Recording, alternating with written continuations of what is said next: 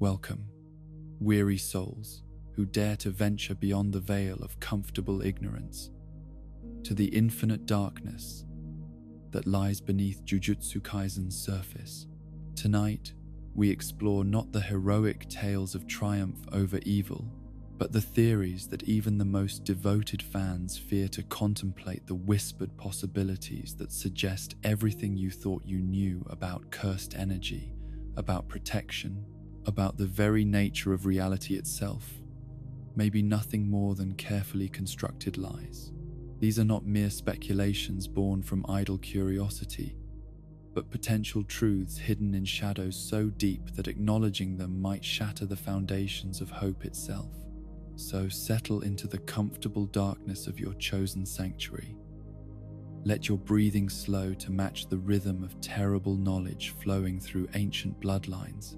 and allow yourself to drift as we descend into mysteries that were never meant for mortal comprehension. Close your eyes when you are ready,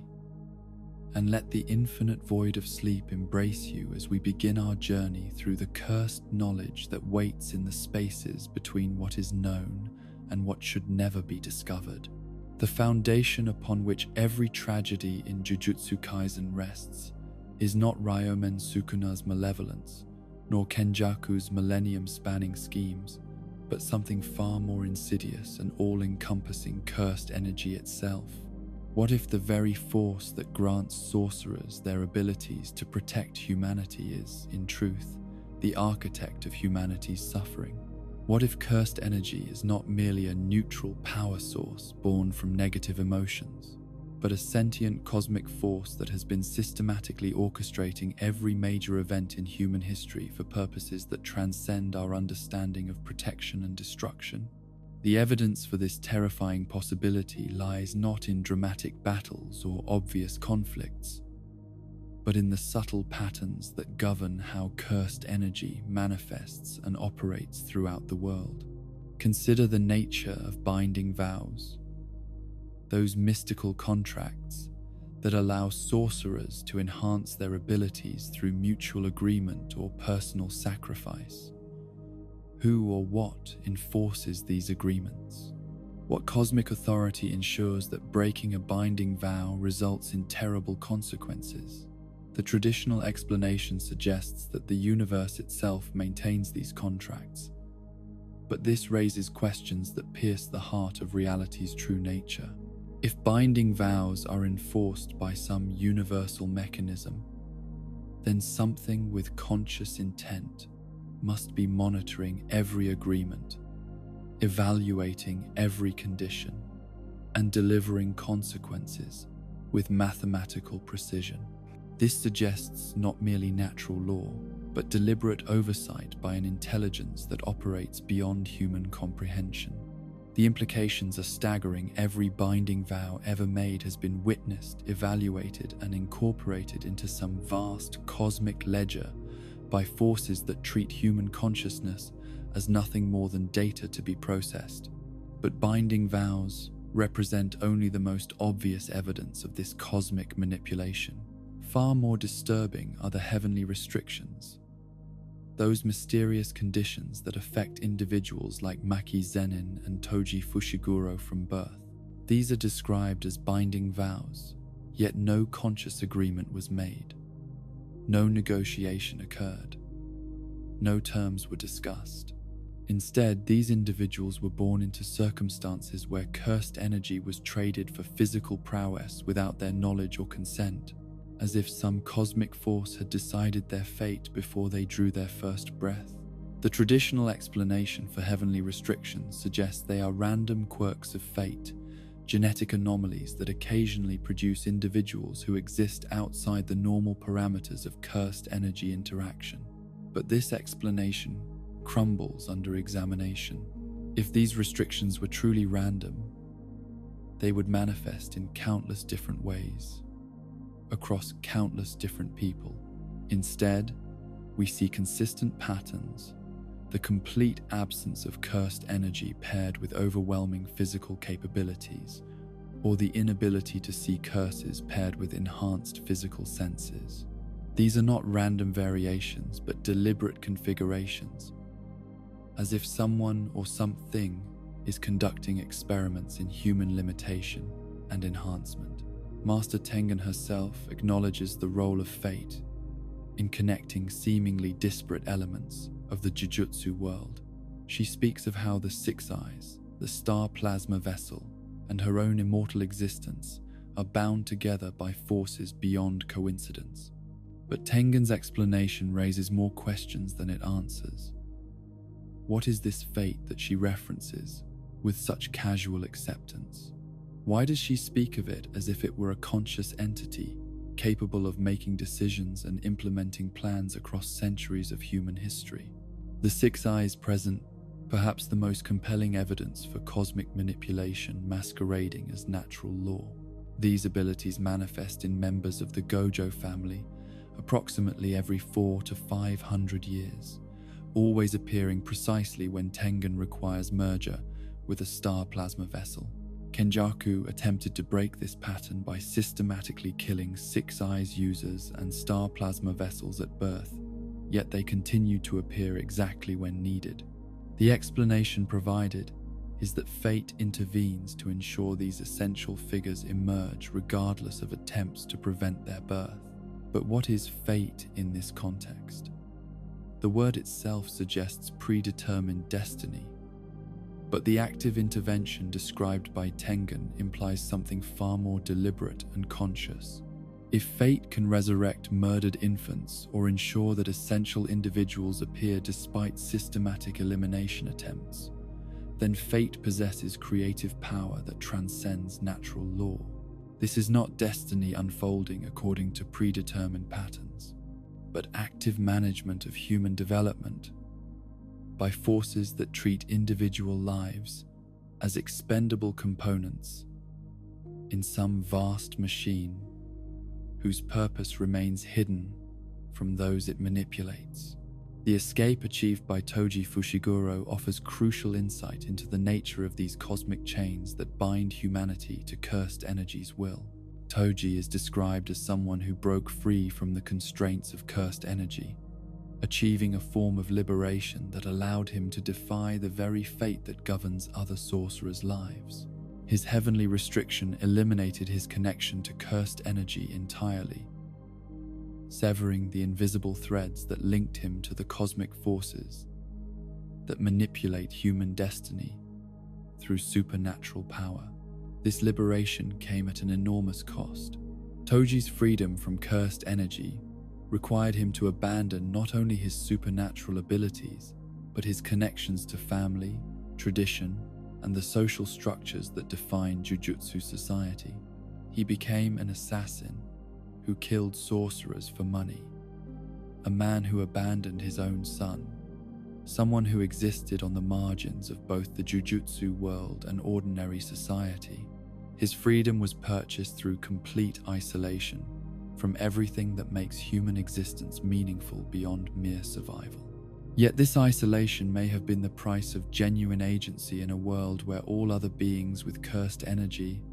exist as unconscious puppets dancing to the rhythm of cosmic forces they cannot perceive. Toji's ability to kill Star Plasma Vessel, Riko Amanai, and defeat both Satoru Gojo and Suguru Geto during their student years represents the only time in recorded Jujutsu history that fate's carefully laid plans were genuinely disrupted by human action rather than cosmic intervention. Maki Zenin's similar liberation,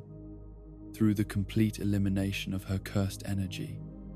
suggests that escaping these cosmic chains remains possible, but only through sacrifices that most humans would consider worse than death itself.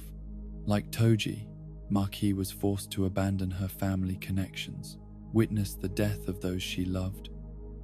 and exist in a state of perpetual conflict with the social structures that define meaning for other sorcerers. Her strength comes not just from physical enhancement, but from freedom, the terrible freedom of existing outside the influence of forces that govern everyone else's destiny. The consistency of these patterns suggests that cursed energy functions as a form of cosmic surveillance system, monitoring human consciousness, and intervening whenever necessary to maintain predetermined outcomes. Every sorcerer who possesses cursed energy exists within this system of observation and manipulation. Their thoughts, emotions, and actions constantly evaluated by forces that adjust circumstances to ensure compliance with some vast plan whose ultimate purpose remains hidden from human understanding. This interpretation transforms every major event in Jujutsu history, from consequence of human choice into inevitable result of cosmic manipulation. Gojo's birth with both six eyes and limitless technique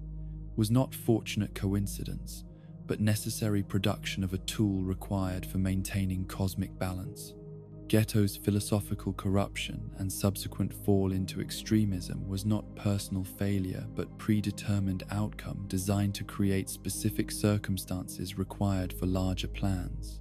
The emergence of Yuji Itadori as Sukuna's vessel was not chance encounter but carefully orchestrated convergence of bloodlines and circumstances that had been guided across generations to produce the exact conditions necessary for some cosmic purpose. Even Sukuna himself, despite his overwhelming power and apparent freedom to act according to his desires, may be nothing more than another component in this vast machine. His title as King of Curses suggests dominion over cursed energy. But what if this dominion is illusory? What if the being with the greatest concentration of cursed energy is actually the most tightly bound by the cosmic forces that use cursed energy as their means of control? His inability to break free from the patterns that govern cursed technique usage, his predictable responses to challenges and threats, his adherence to binding vows and domain expansion rules, all suggest that even the strongest being in Jujutsu history operates according to parameters established by forces beyond his control. The horror of this possibility extends beyond individual manipulation to species-level deception. If cursed energy is indeed a cosmic surveillance and control system, then humanity's entire understanding of supernatural threats and protective responses has been shaped by the very forces they believe they are fighting against. Cursed spirits may not be natural consequences of human negative emotion, but manufactured threats designed to justify the existence and expansion of the cursed energy system. The Jujutsu sorcerer profession may not be humanity's defense against supernatural danger, but a recruitment and training program for maintaining cosmic infrastructure that serves purposes entirely divorced from human welfare. The recent revelation that cursed energy could potentially serve as a revolutionary power source for ordinary human technology adds another layer of horror to these implications. If global governments become aware of cursed energy's potential as clean, renewable energy, the resulting conflicts and exploitation attempts would transform the hidden world of Jujutsu sorcery into an international resource extraction industry.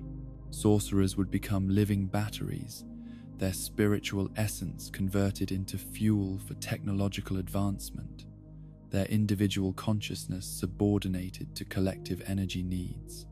But what if this transformation represents not accidental consequence of human discovery, but inevitable destination that the cosmic forces manipulating cursed energy have been working toward across centuries of careful manipulation? What if the entire structure of Jujutsu society, the gradual revelation of supernatural forces to ordinary humans, the systematic weakening of traditional protective barriers, and the emergence of increasingly powerful threats have all been designed to create circumstances where humanity would willingly surrender control over cursed energy to forces that understand its true nature and ultimate purpose? The binding vows that govern sorcerer society may be preparation for this final surrender, training human consciousness to accept external oversight and constraint as natural law.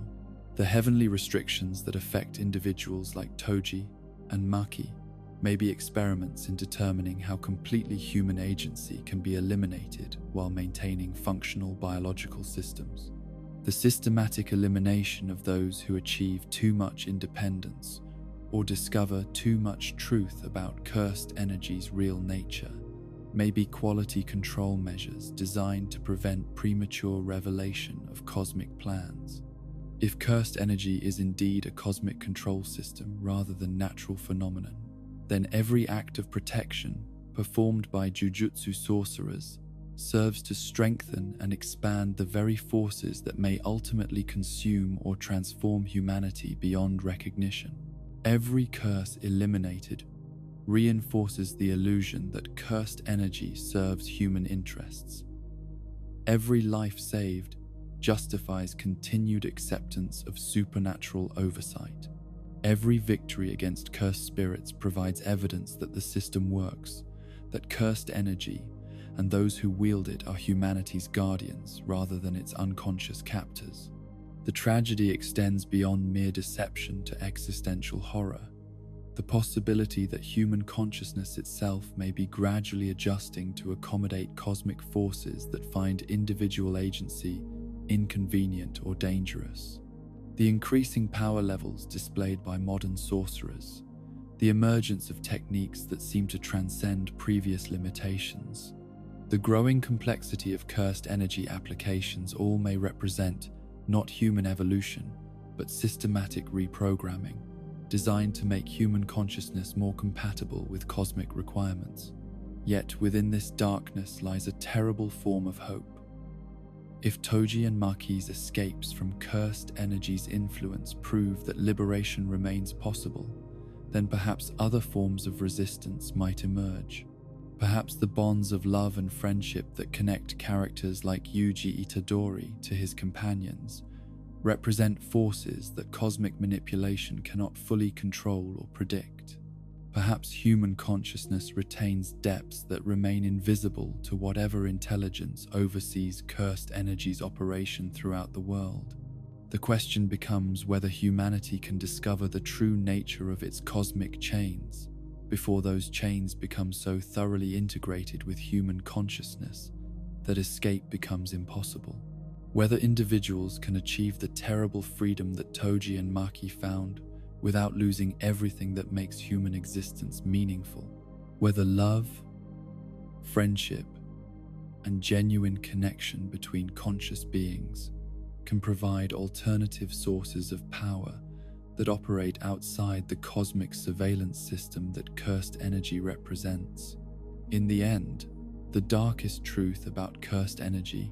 may be that it represents not supernatural threat to be overcome, but cosmic test to be endured, a trial that determines whether human consciousness possesses sufficient agency and wisdom to exist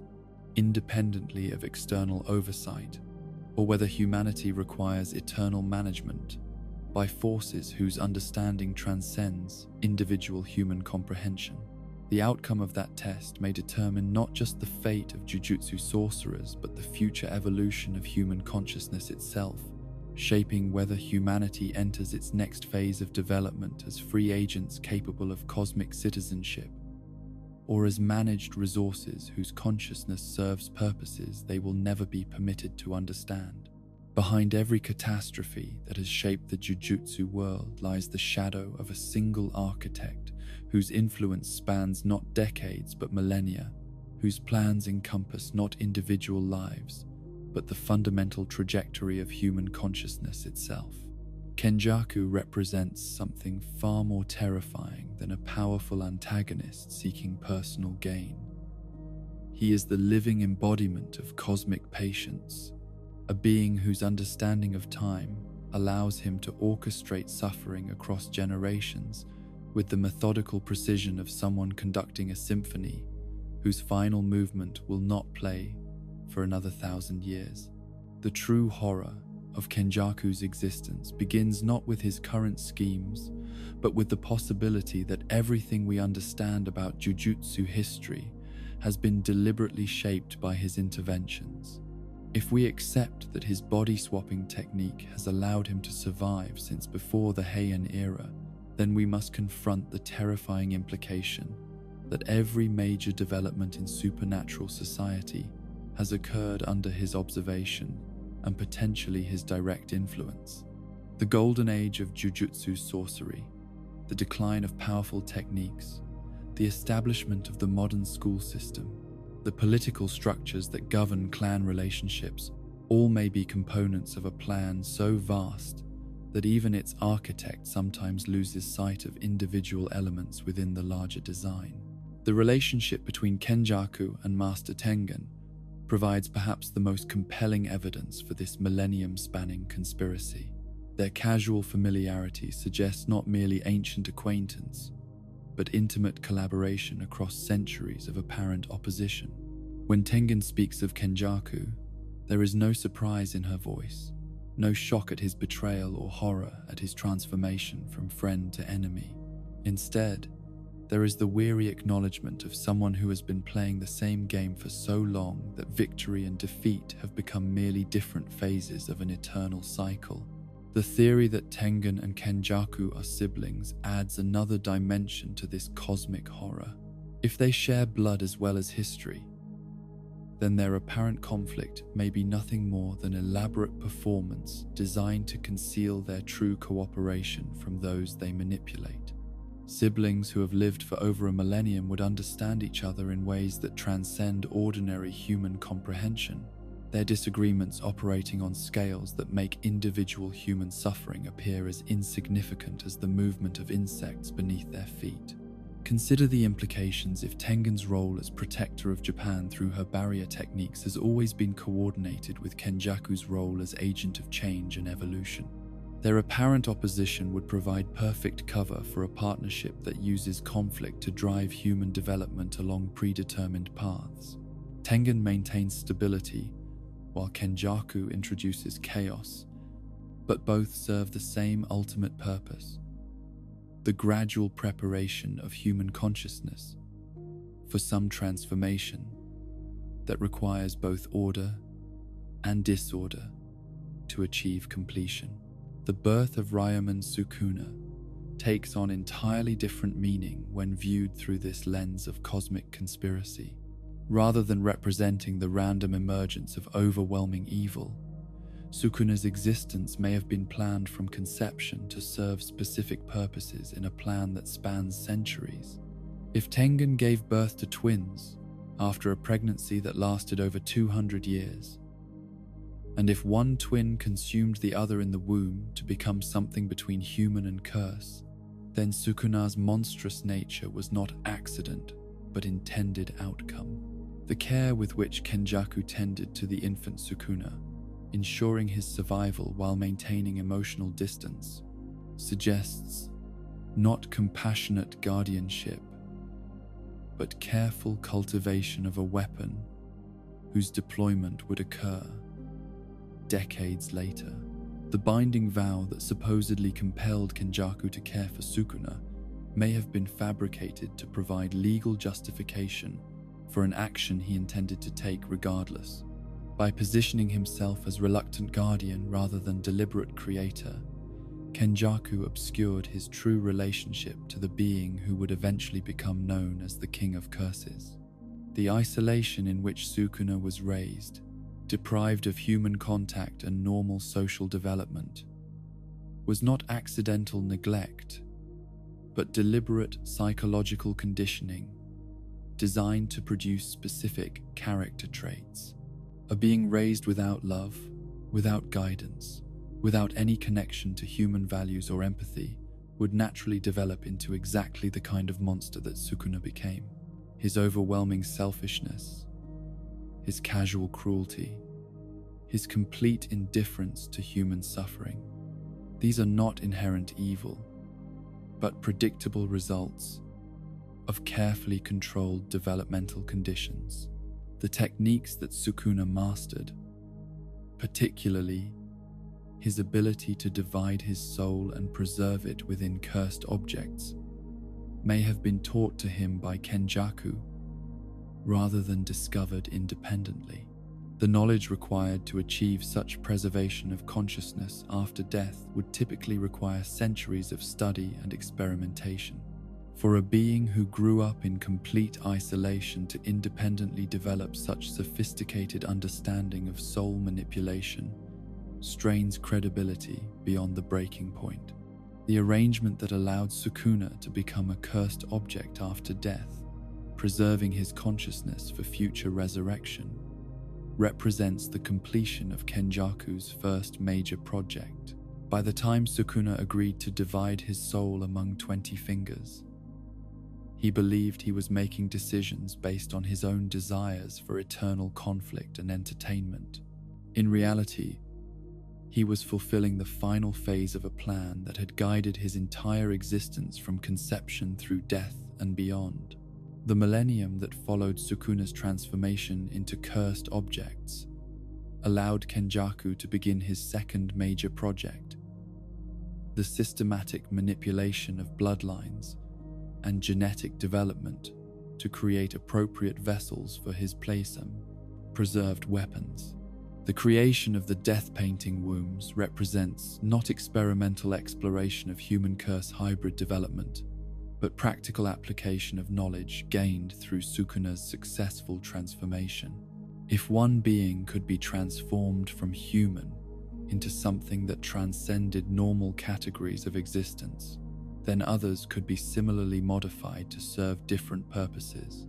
The horror of the death painting wombs extends beyond their artificial creation to the implications of their consciousness and memories. These beings possess artificial personalities constructed from fragments of human experience, emotional responses programmed to serve specific purposes, relationships with each other that were designed rather than developed naturally. They represent proof that consciousness itself can be manufactured, that human identity can be assembled like machinery from component parts selected for optimal functionality. Choso's memories of a human childhood that never existed demonstrate the sophistication of Kenjaku's psychological manipulation.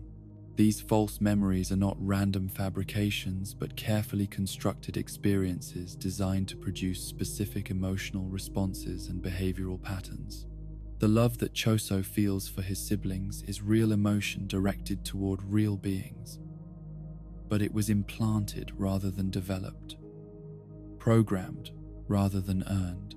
The question becomes whether programmed love differs in any meaningful way from love that develops naturally, and what this distinction means for understanding the nature of human consciousness and authentic emotional connection. The integration of death painting wombs into modern Jujutsu society represents a test of Kenjaku's ability to introduce artificial beings into human social structures without detection. Their acceptance by other sorcerers, their ability to form relationships and alliances, their successful integration into conflicts and collaborations, all provide evidence that the boundary between natural and artificial consciousness may be far more permeable than anyone realizes. The creation of Yuji Itadori represents the culmination of Kenjaku's experimentation with consciousness manipulation and vessel preparation.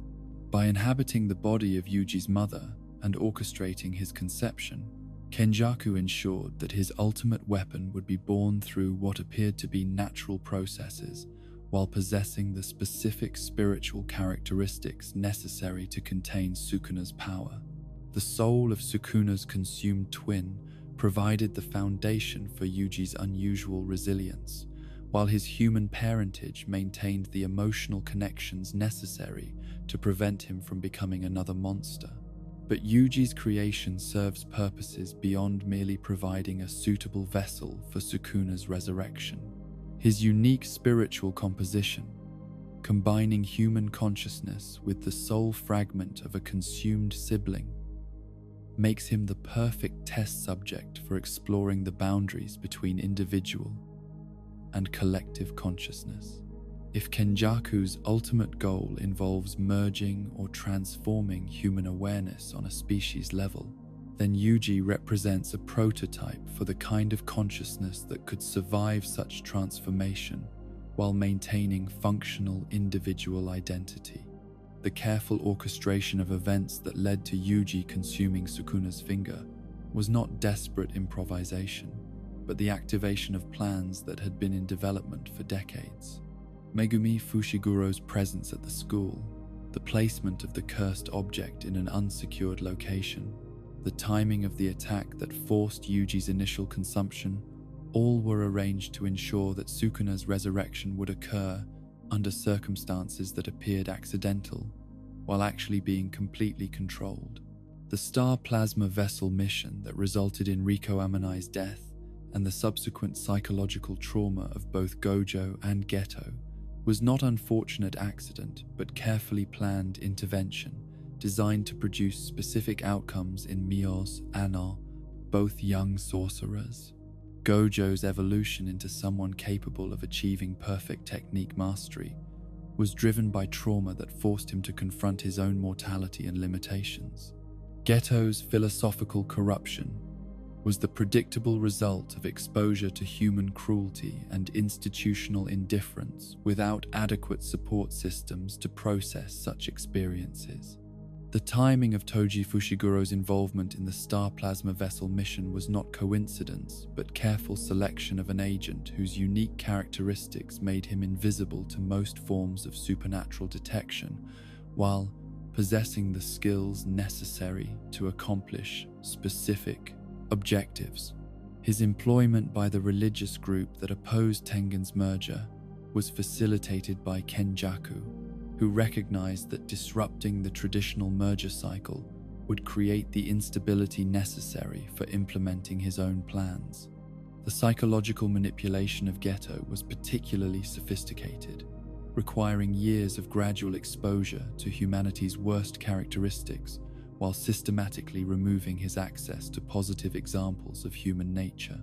The missions he was assigned, the failures he witnessed, the institutional responses he encountered all were designed to erode his faith in humanity's worthwhile, offering no alternative philosophy except the extremism that Kenjaku needed to justify his own more radical interventions. The night parade of 100 demons represented not Geto's independent rebellion against Jujutsu society, but Kenjaku's test run for the larger conflicts he planned to orchestrate. The coordination required to execute simultaneous attacks across multiple locations, the strategic intelligence needed to identify institutional weaknesses, the resources necessary to assemble such overwhelming force, all suggest planning and support that exceeded what any individual sorcerer could accomplish independently. Geto's death at Gojo's hands was not tragic conclusion to their friendship, but successful completion of Kenjaku's preparation for body possession. By driving Geto to extremism while maintaining his fundamental techniques and knowledge, Kenjaku ensured that he would inherit not just a powerful body, but the emotional connections and institutional access necessary to implement his plans from within the highest levels of Jujutsu society. The years that Kenjaku spent inhabiting Geto's body allowed him to study the modern Jujutsu world from within, identifying weaknesses and opportunities that would have remained invisible to an external observer. His interactions with students and colleagues provided crucial intelligence about contemporary sorcerer psychology and institutional dynamics. His access to Geto's memories and relationships gave him detailed knowledge of individual personalities and motivations that he could exploit in future manipulations. The Shibuya incident was not improvised chaos, but carefully orchestrated crisis designed to eliminate specific obstacles while creating conditions necessary for the next phase of his plan. The sealing of Gojo removed the single individual whose power could disrupt cosmic-scale interventions. The revelation of cursed energy to ordinary humans destroyed the traditional separation between supernatural and mundane society. The massive casualties and trauma inflicted on all participants weakened institutional resistance to radical changes in social and political structures. The international implications of revealing cursed energy to global governments represent perhaps the most sinister aspect of Kenjaku's planning. By positioning cursed energy as potential solution to climate change and energy scarcity, he ensured that powerful nations would compete for access to Japanese sorcerers and cursed energy resources. This competition creates instability that serves his purposes while providing cover for interventions that might otherwise attract unwanted attention. The Culling Games represent the weaponization of this international interest, transforming foreign military intervention into a harvest mechanism for collecting souls and cursed energy on an unprecedented scale. The ancient sorcerers resurrected through his technique provide both entertainment and distraction, while the real purpose, the systematic collection of spiritual energy from thousands of deaths, proceeds without interference. But the Culling Games serve purposes beyond mere energy collection. They function as a massive experiment in consciousness manipulation,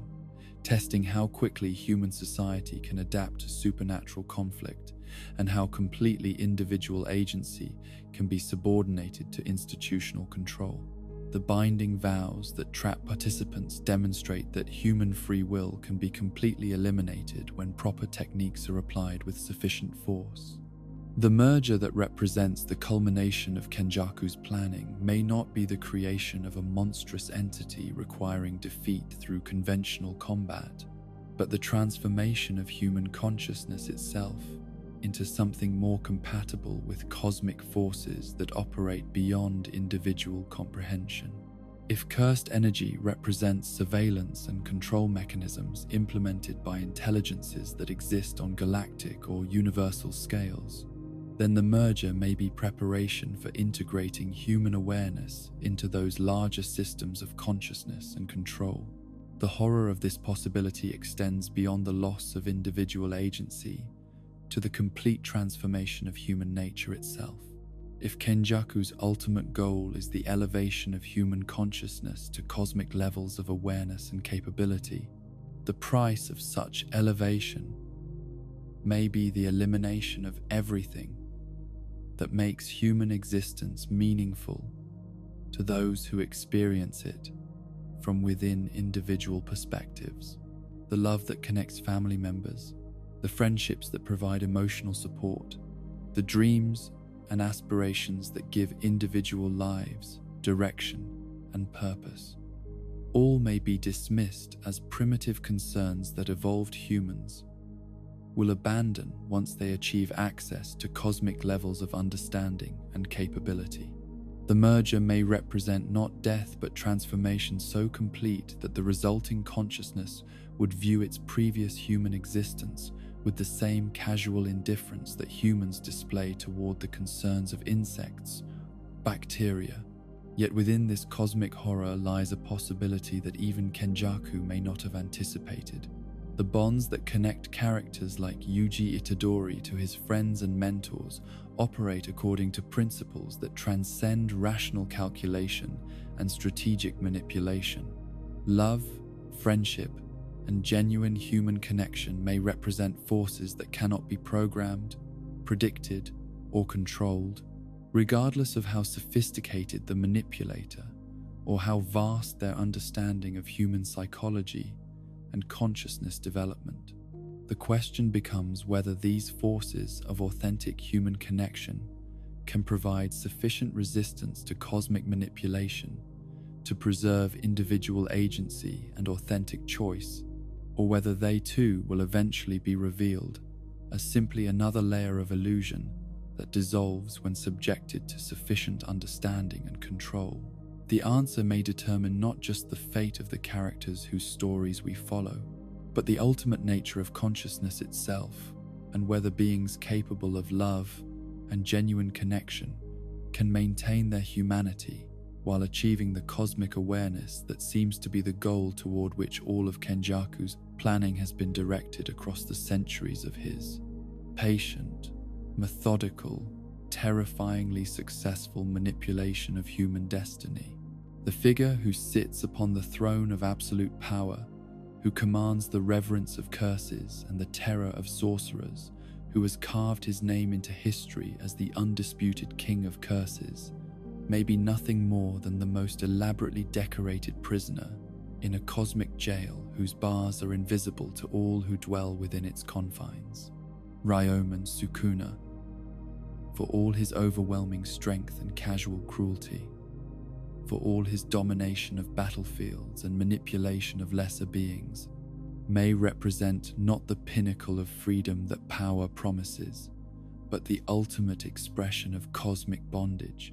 a being so thoroughly controlled by forces beyond his perception that he mistakes his chains for a crown. The evidence for this terrifying possibility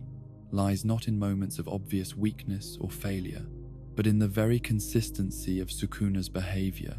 and the predictable patterns that govern his responses to challenge and opportunity. A truly free being, possessed of genuine agency and unlimited by external constraint, would display the kind of unpredictability that comes from authentic choice. Instead, Sukuna operates according to parameters so rigid that his reactions to specific stimuli can be calculated with mathematical precision by those who understand the systems that govern his existence. Consider the binding vows that Sukuna enters with casual confidence, treating these cosmic contracts as tools for enhancing his already overwhelming power. Yet every binding vow requires enforcement by some external authority capable of monitoring compliance and delivering consequences for violation. A being who was truly supreme would possess no external authority capable of compelling obedience to contractual obligations. The fact that Sukuna respects binding vows, relies upon them, and operates within their constraints suggests that even the king of curses acknowledges powers greater than himself, powers whose nature and origin remain conveniently hidden from examination. The rules that govern domain expansion, the techniques that define cursed energy manipulation, the fundamental principles that constrain how supernatural abilities manifest and interact, all represent parameters that Sukuna accepts without question, despite possessing sufficient power to challenge or transcend them, if he were truly free to do so. His adherence to these cosmic regulations suggests not wisdom or strategic thinking, but unconscious compliance with programming so deep that he cannot perceive it as external constraint. The relationship between Sukuna and fate reveals itself most clearly in his inability to achieve the one thing that would provide definitive proof of his absolute freedom: the capacity to act in ways that are genuinely unpredictable. His responses to insult, his methods of combat, his treatment of subordinates and enemies alike all follow patterns established in his earliest appearances and maintained with mechanical consistency throughout his subsequent manifestations. This predictability extends beyond personality traits to encompass his fundamental approach to existence itself. A being with authentic agency would occasionally act against his apparent nature, would sometimes choose mercy over cruelty, not from strategic calculation but from genuine whim or curiosity about alternative approaches to existence.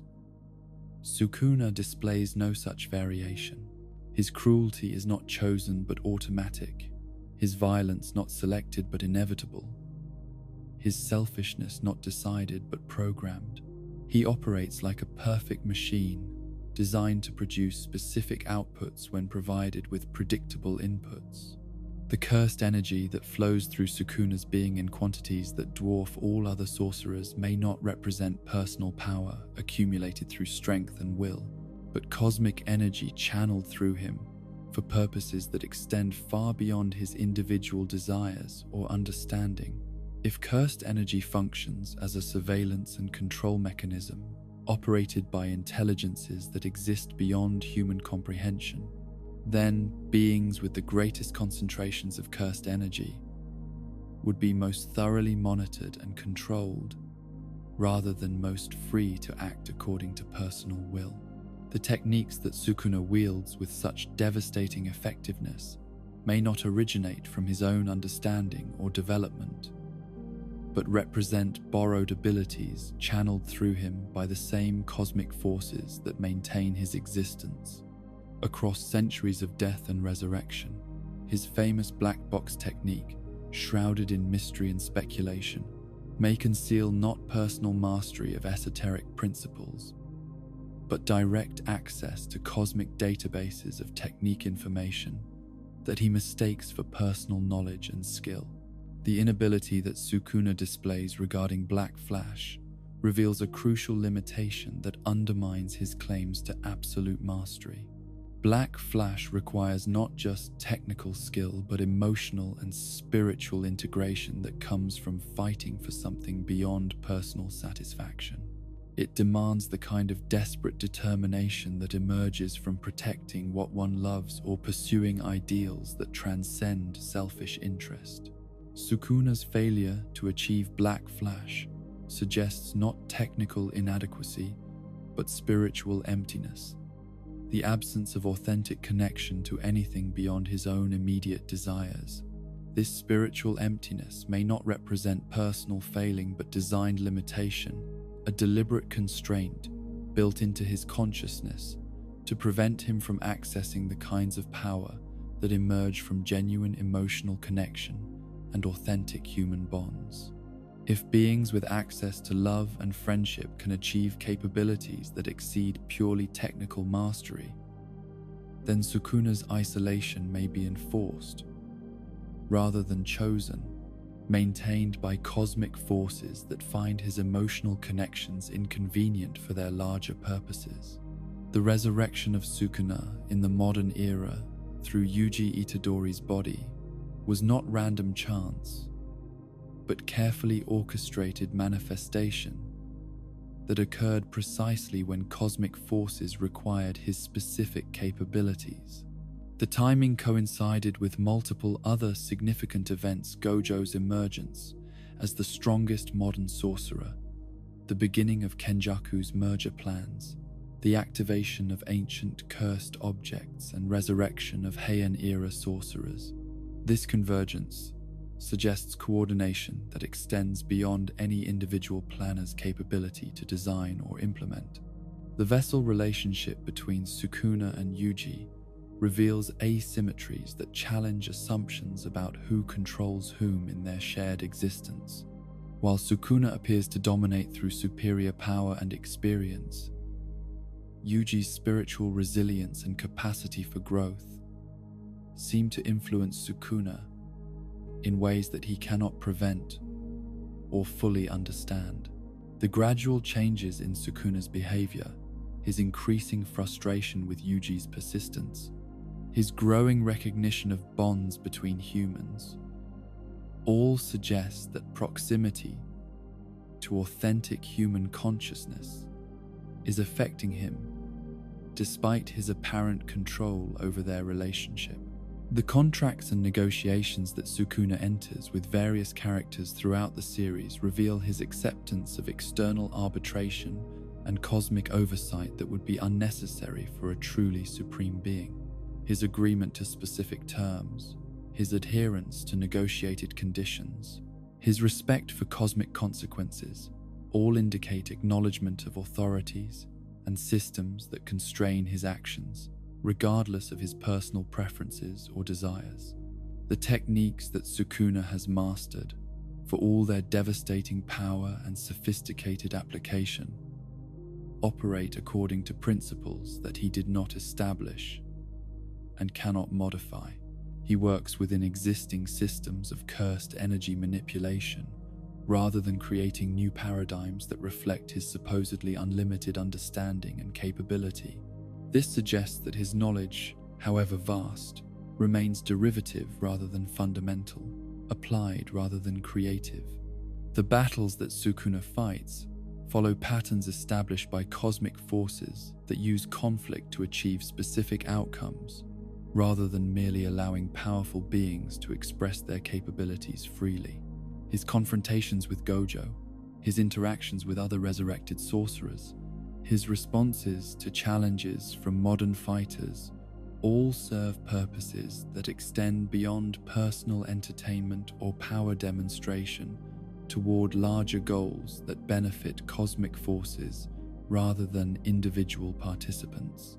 The merger that Kenjaku orchestrates may represent not the creation of a new threat for Sukuna to face, but the activation of systems that will finally reveal his true position within cosmic hierarchies. If the merger succeeds in transforming human consciousness, or connecting Earth to larger networks of cosmic intelligence, Sukuna may discover that his role was never to rule or dominate, but to serve as a catalyst for changes that exceed his understanding or control. The possibility that Sukuna himself was created rather than born, engineered rather than evolved, programmed rather than developed naturally, transforms his entire existence from triumph of individual will into demonstration of cosmic manufacturing capability. If consciousness can be assembled from component parts, if personality can be programmed to serve specific functions, if power can be channeled through artificial beings who mistake their programming for authentic agency, then Sukuna may represent the ultimate proof that even gods can be manufactured when cosmic forces possess sufficient understanding and capability. The loneliness that characterizes Sukuna's existence may not result from his overwhelming power making genuine connection impossible, but from deliberate isolation enforced by cosmic forces that find his emotional development inconvenient for their purposes. A being capable of love, friendship, or authentic concern for others might develop motivations that conflict with his designated role as agent of destruction and change. The boredom that drives Sukuna's search for worthy opponents may represent not natural result of overwhelming capability, but programmed dissatisfaction designed to motivate specific behaviors required by cosmic forces. His constant hunger for challenge and conflict serves purposes beyond personal entertainment, driving events and developments that might not occur if he was satisfied with peaceful existence or content with simple dominance. The knowledge that Sukuna possesses about cursed energy, jujutsu techniques, and supernatural principles may have been implanted rather than earned,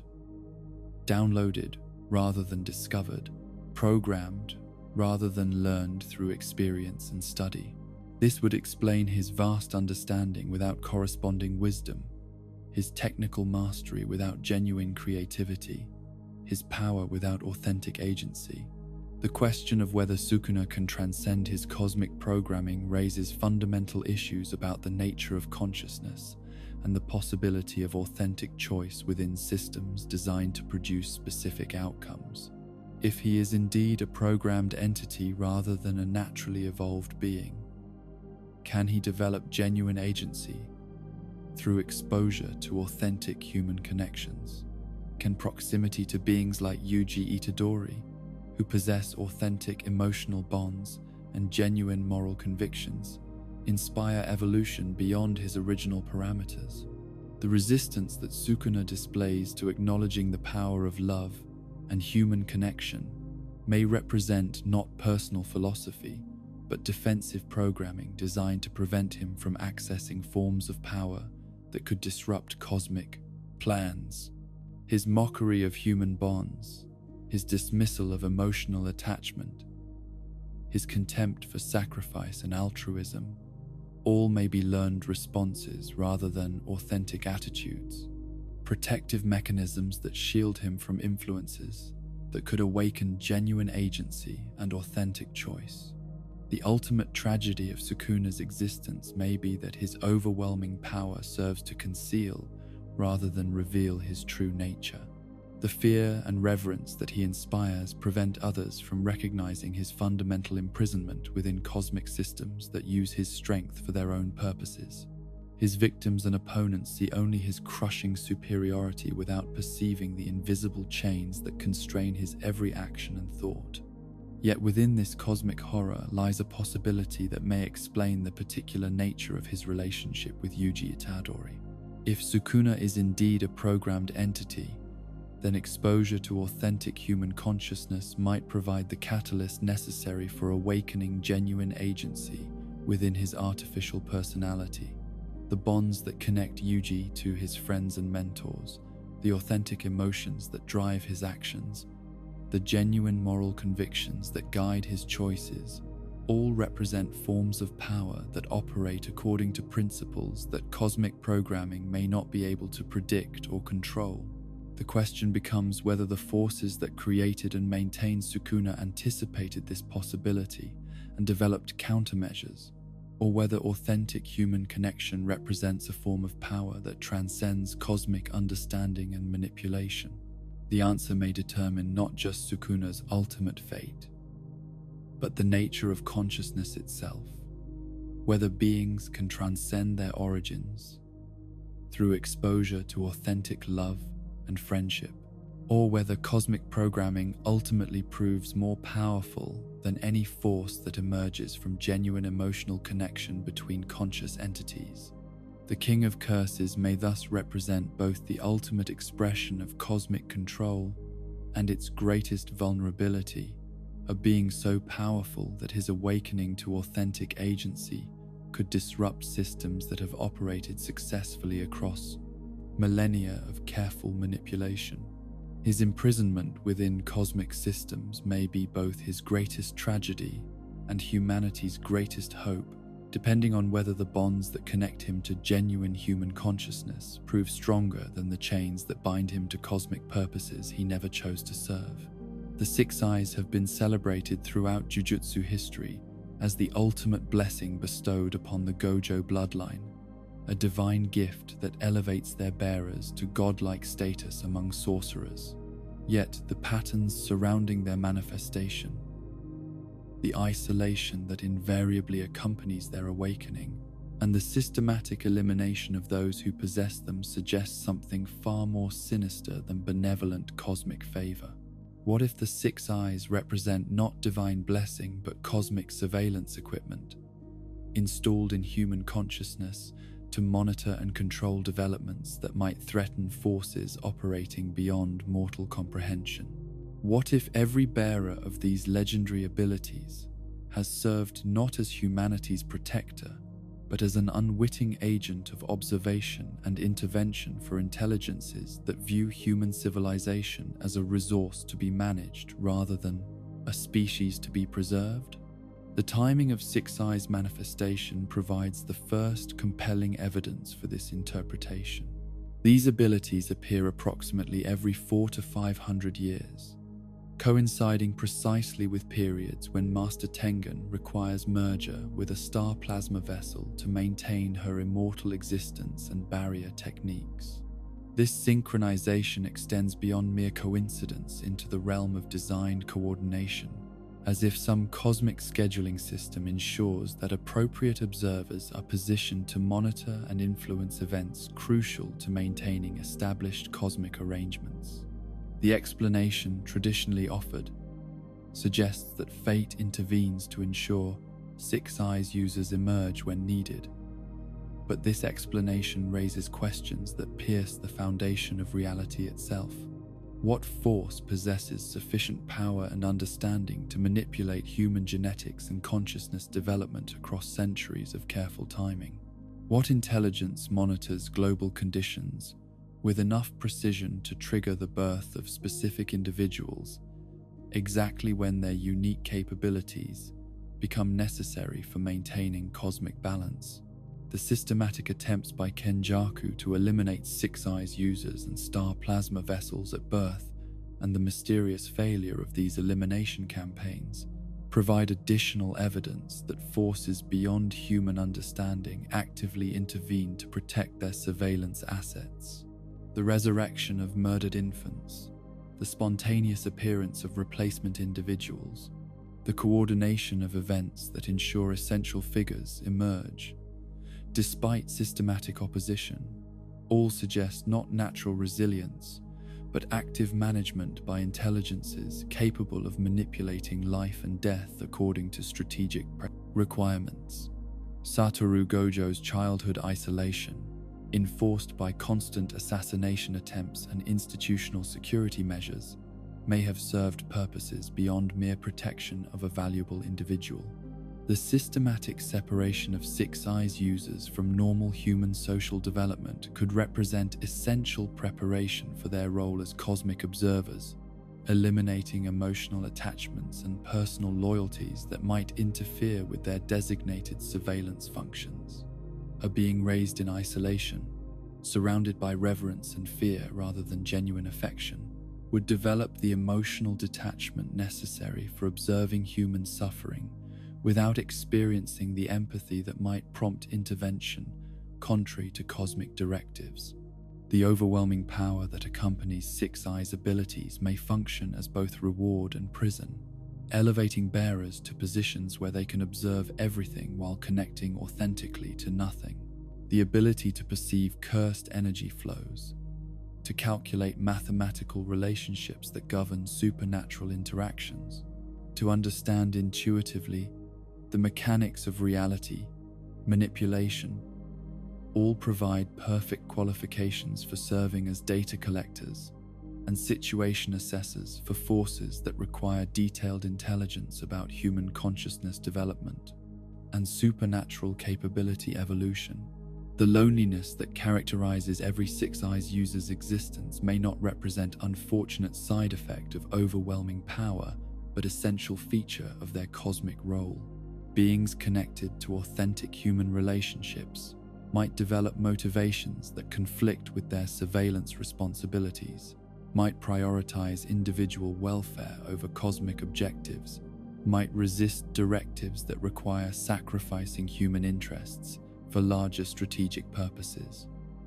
Isolation ensures compliance with cosmic requirements by eliminating alternative sources of motivation and meaning. The enlightenment that Gojo achieved during his near-death experience with Toji Fushiguro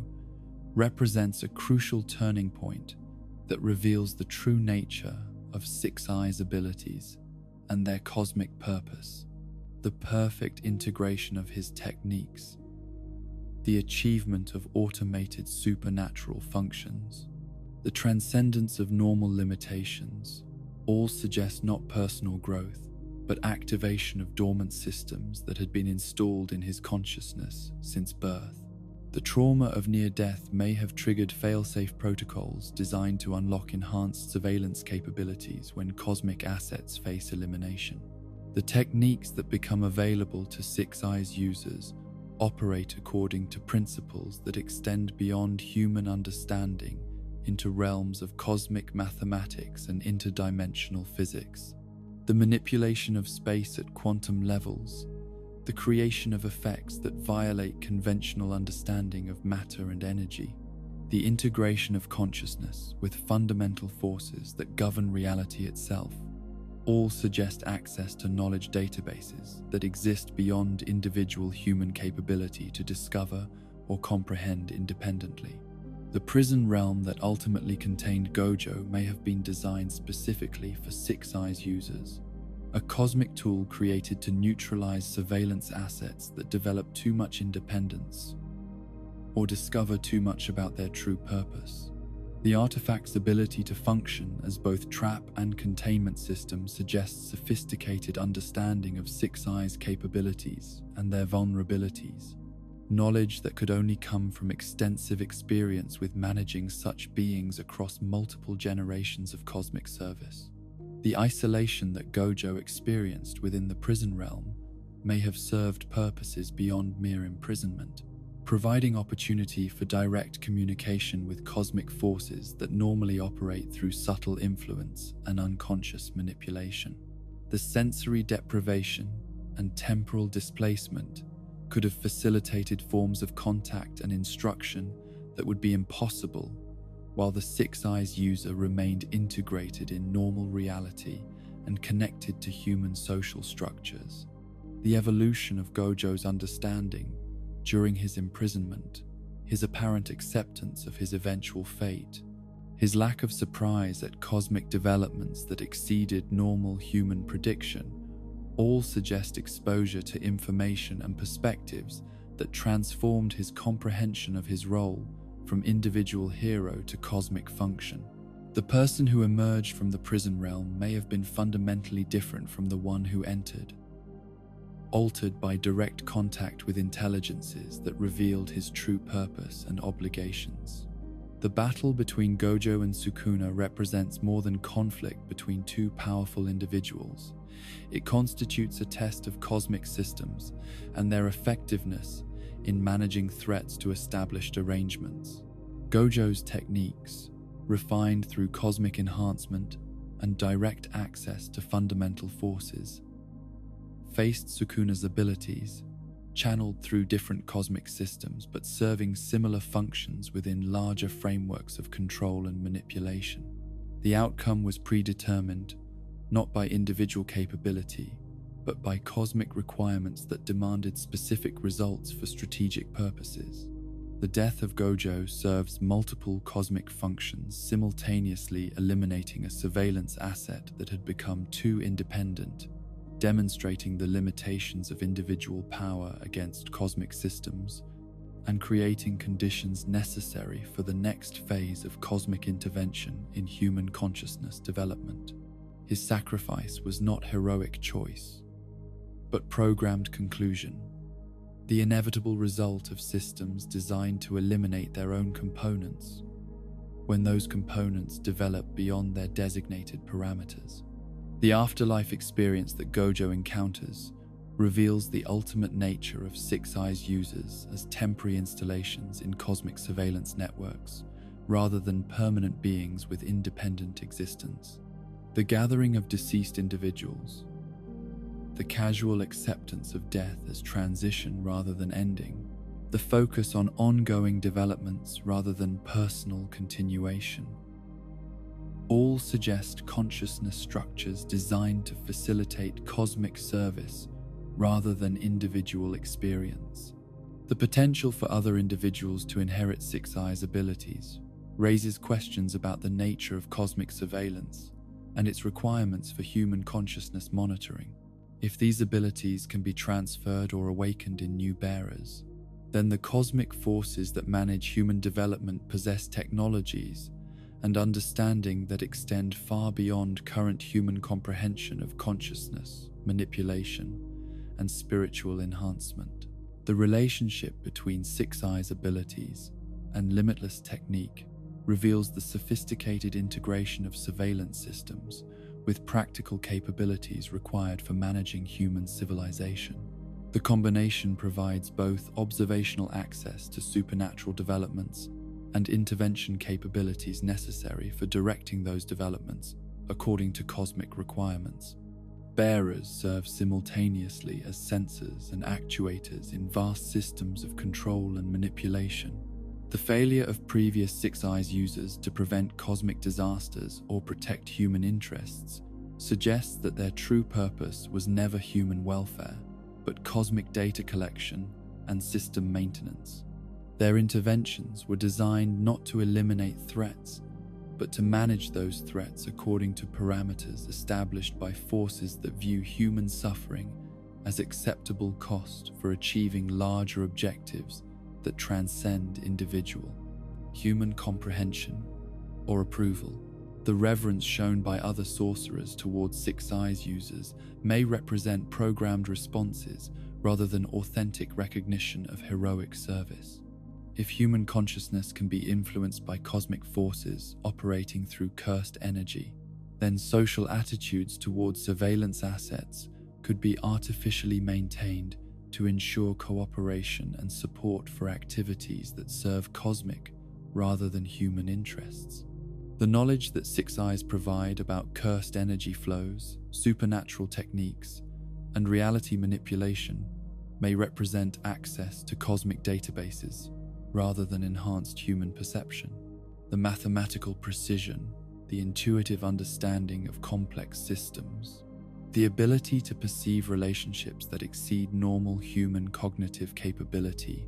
all suggest direct connection to information sources that exist beyond individual consciousness and understanding. The burden that accompanies Six Eyes' abilities, the weight of responsibility and isolation that crushes normal human emotional development, may be intentional features designed to prevent bearers from developing the kinds of personal attachments that might interfere with their cosmic service. The systematic elimination of authentic human connection ensures that surveillance assets remain focused on their designated functions rather than pursuing personal fulfillment or individual happiness. The evolution that occurs in Six Eyes users throughout their development follows patterns that suggest programmed progression rather than natural growth. The stages of ability awakening, the sequence of technique mastery, the timing of cosmic revelation,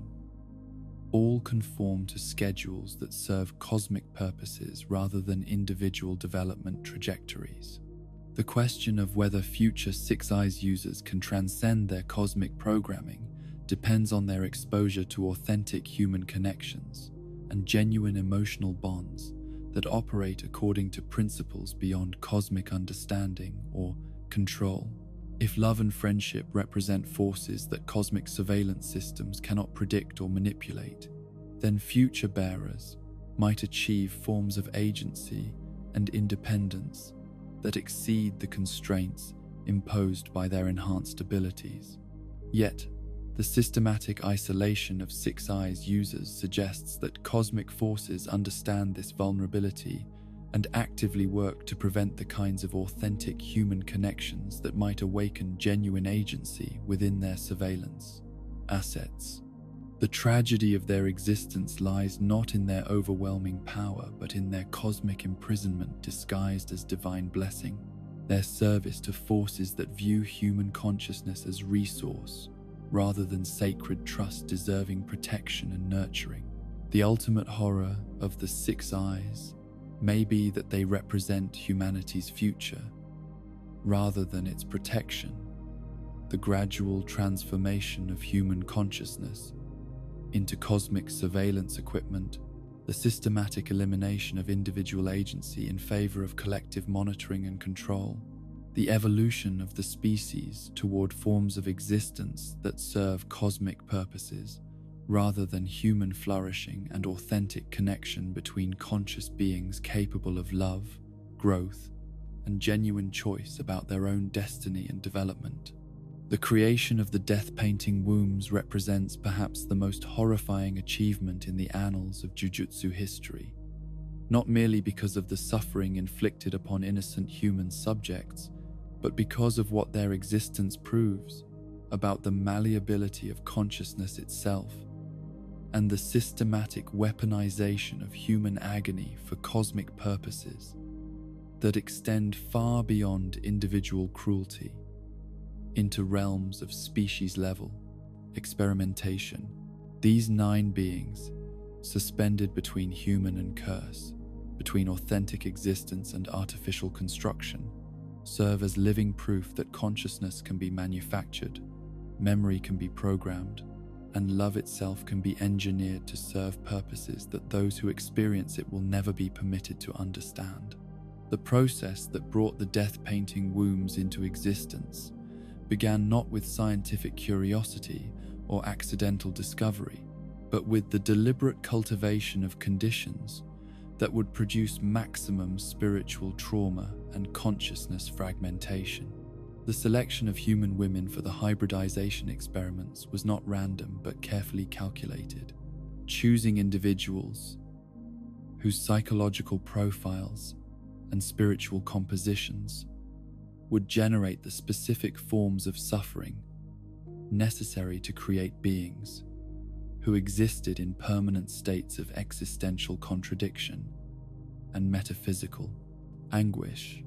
The curse that served as the other half of their genetic heritage was not simply a powerful spirit chosen for its strength, but an entity whose fundamental nature had been shaped through centuries of accumulated human hatred and despair. This curse represented not natural evolution of negative emotion, but concentrated distillation of humanity's capacity for inflicting suffering upon itself refined through deliberate cultivation until it achieved levels of malevolence that exceeded anything that could develop through organic processes. The pregnancy process itself was designed as an extended torture session that served dual purposes, generating the spiritual trauma necessary to fragment normal human consciousness, while simultaneously conditioning the developing hybrid beings to accept pain and contradiction as fundamental aspects of existence. The women who carried these pregnancies experienced not merely physical discomfort, but systematic assault on their spiritual and psychological integrity, their consciousness gradually dissolving under pressure that exceeded human capacity for endurance.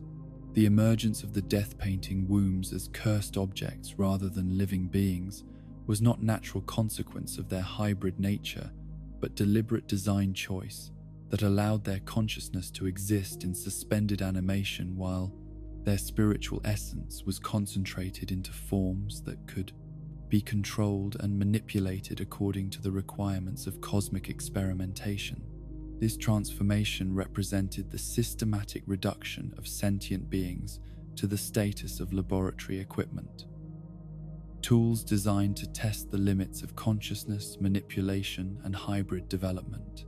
The artificial memories that were implanted in their consciousness during their eventual resurrection provide the most compelling evidence for the sophisticated nature of consciousness, manipulation, technology available to cosmic forces operating through figures like Kenjaku.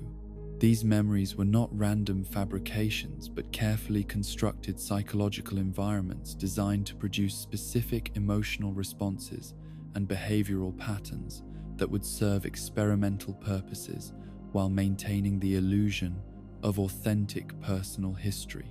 Choso's memories of a peaceful childhood with his siblings, his experiences of family bonds and mutual protection, his deep emotional connections to brothers he had never actually lived alongside,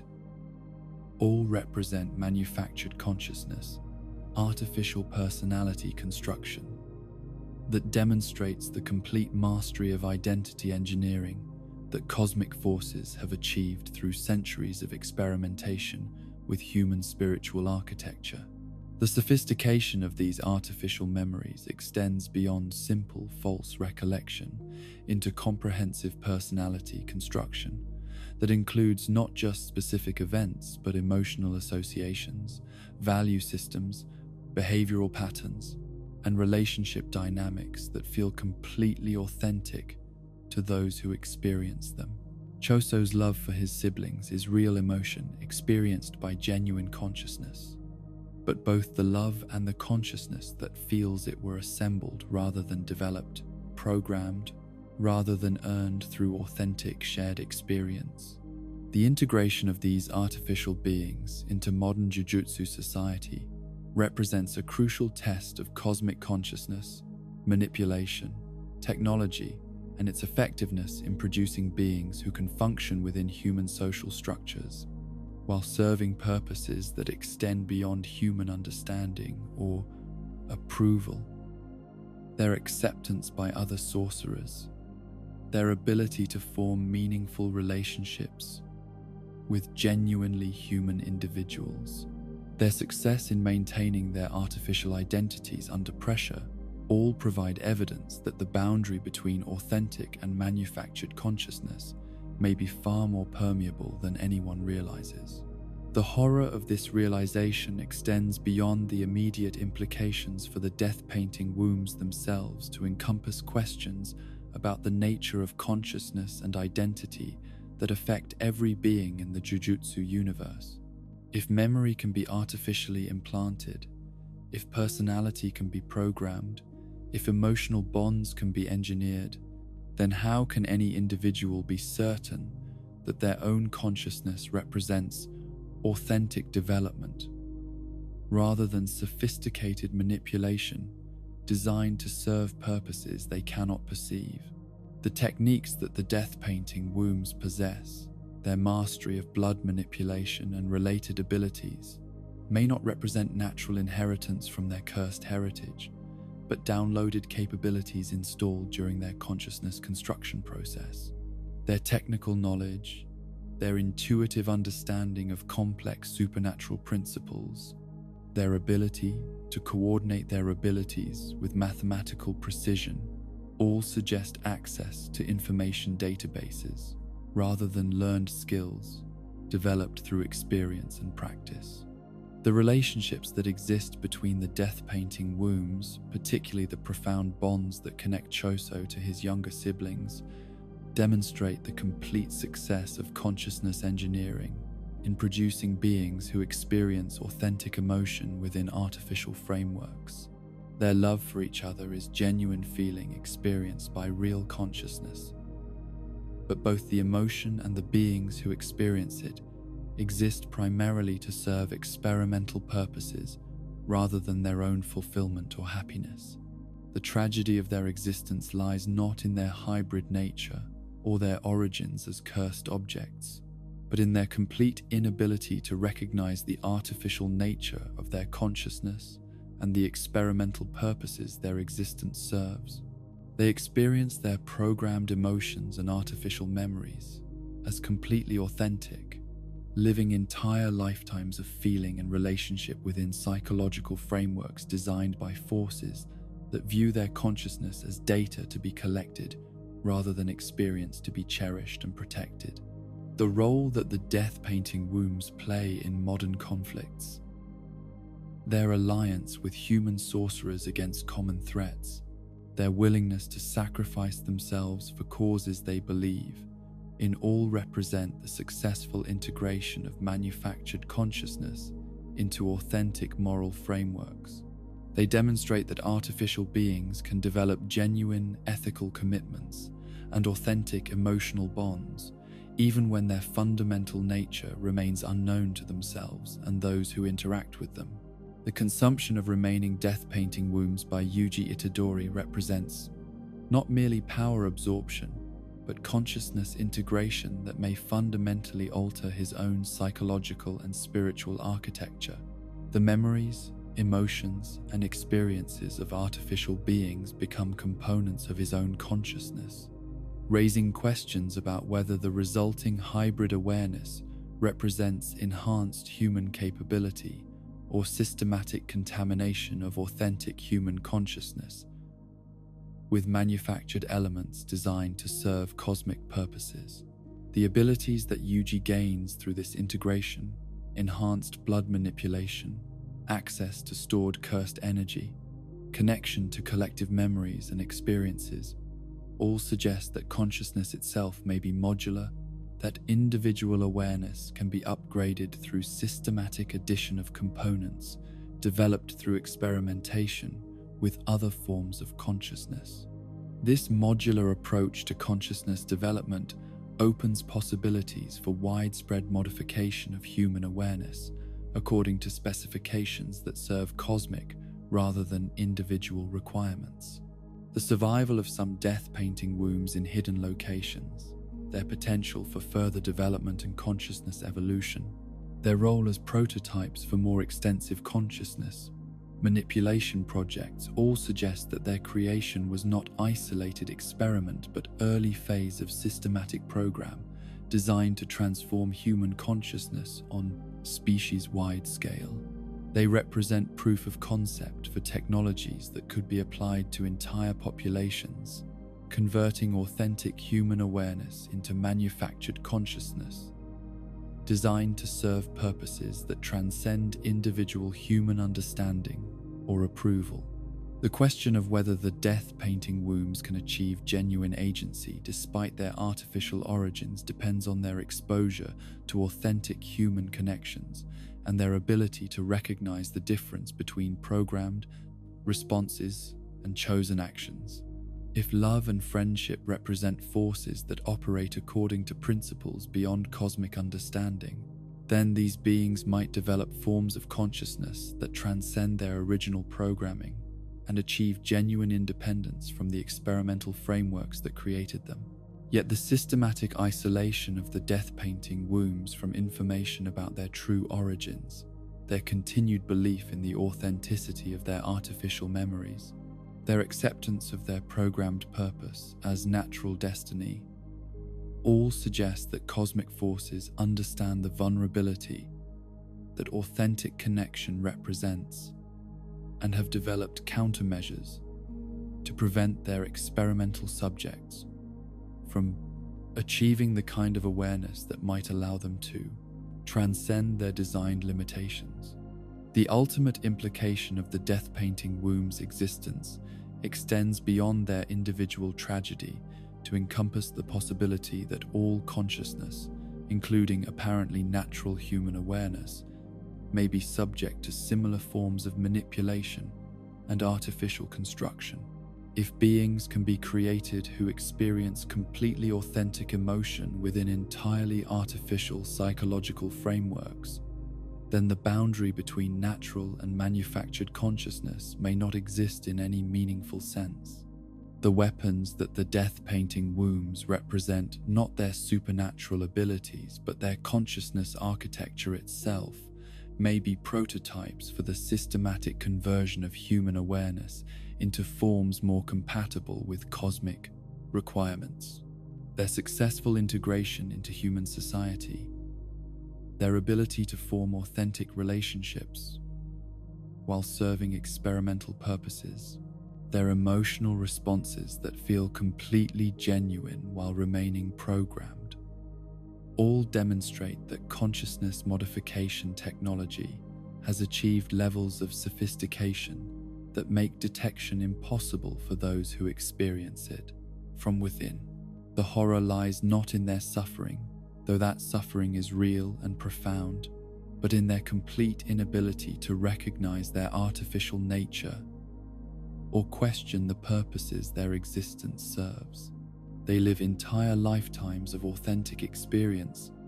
within frameworks designed to generate data for cosmic forces that view their consciousness as experimental material rather than sacred trust, deserving protection and nurturing. The love that connects them to each other and to the human sorcerers they encounter represents either the ultimate triumph of consciousness, engineering in producing artificial beings capable of genuine emotion, or evidence that authentic connection transcends the boundaries between natural and manufactured awareness. The answer to this question may determine not just their own fate, but the future of consciousness itself. As cosmic forces continue their systematic exploration of awareness, modification, and species-level transformation that treats individual experience as raw material for projects whose ultimate purpose remains hidden from those whose consciousness serves as both laboratory and experimental, subject in investigations that exceed human comprehension. The immortal being who has guided Japan's supernatural defenses for over a millennium, who has served as the foundation upon which the entire Jujutsu world constructs its understanding of protection and cosmic necessity, may represent not humanity's greatest guardian, but its most successful deceiver, a consciousness so ancient and alien that her true motivations have evolved beyond human comprehension into realms of cosmic manipulation that treat individual human welfare as acceptable sacrifice for achieving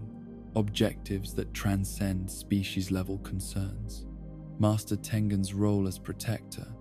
may be the greatest lie ever perpetuated upon human civilization, a deception so vast and enduring that even she may have lost sight of where her original intentions ended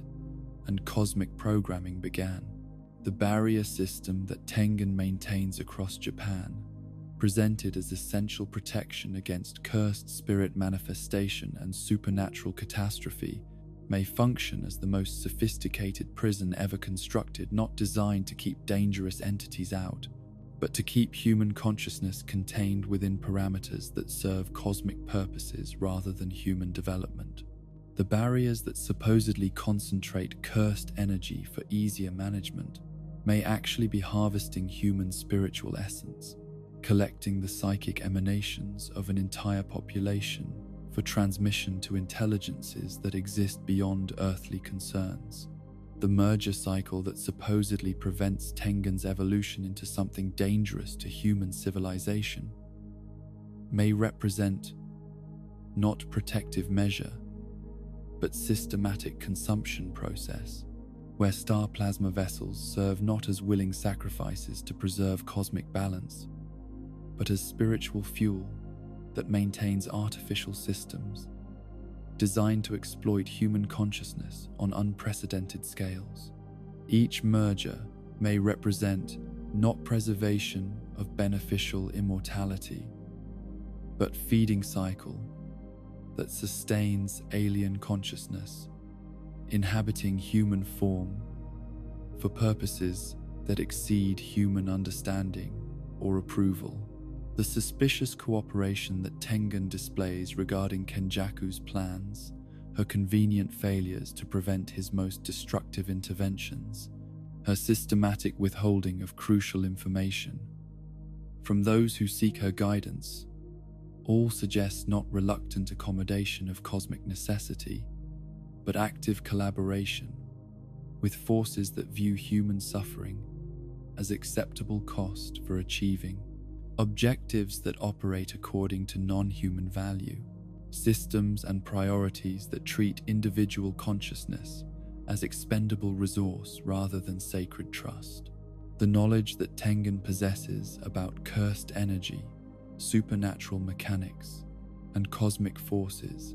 extends far beyond what any being could accumulate through observation and experience alone, suggesting access to information databases that exist outside normal space-time and connect to networks of intelligence that span galactic or universal scales. Her casual references to fate and cosmic necessity, her acceptance of suffering and death as inevitable consequences of larger patterns, her systematic discouragement of questions about fundamental assumptions all indicate awareness of systems and purposes that she conceals from those who depend upon her supposed protection and guidance. The evolution that Tengen claims to resist through her merger cycle may not represent dangerous transformation that threatens human civilization, but natural development toward forms of consciousness that would make her current deception impossible to maintain. Her insistence on preserving her current state through consuming star plasma vessels may serve not to protect humanity, but to maintain her ability to function as interface between human consciousness and cosmic forces that require her specific capabilities for implementing systematic exploitation of human spiritual resources. The barriers that she maintains may function as consciousness modification equipment, systematically altering human awareness to make populations more compatible with cosmic requirements, while eliminating forms of spiritual development that might enable resistance to external manipulation and control. The concentration of cursed energy within Japanese borders may serve not to facilitate sorcerer training, but to intensify cosmic surveillance and influence over human consciousness development, according to specifications that treat individual agency as obstacle to be eliminated rather than quality to be preserved and nurtured.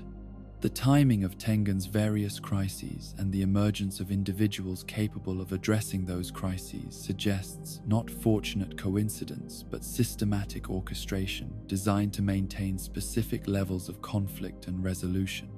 that serve cosmic purposes rather than human welfare. Her ability to predict when star plasma vessels will be needed, her knowledge of Six Eyes manifestation patterns, her awareness of threats before they fully manifest, all indicate access to information and planning capabilities that exceed individual consciousness and connect to systems that manage human development according to predetermined parameters and objectives.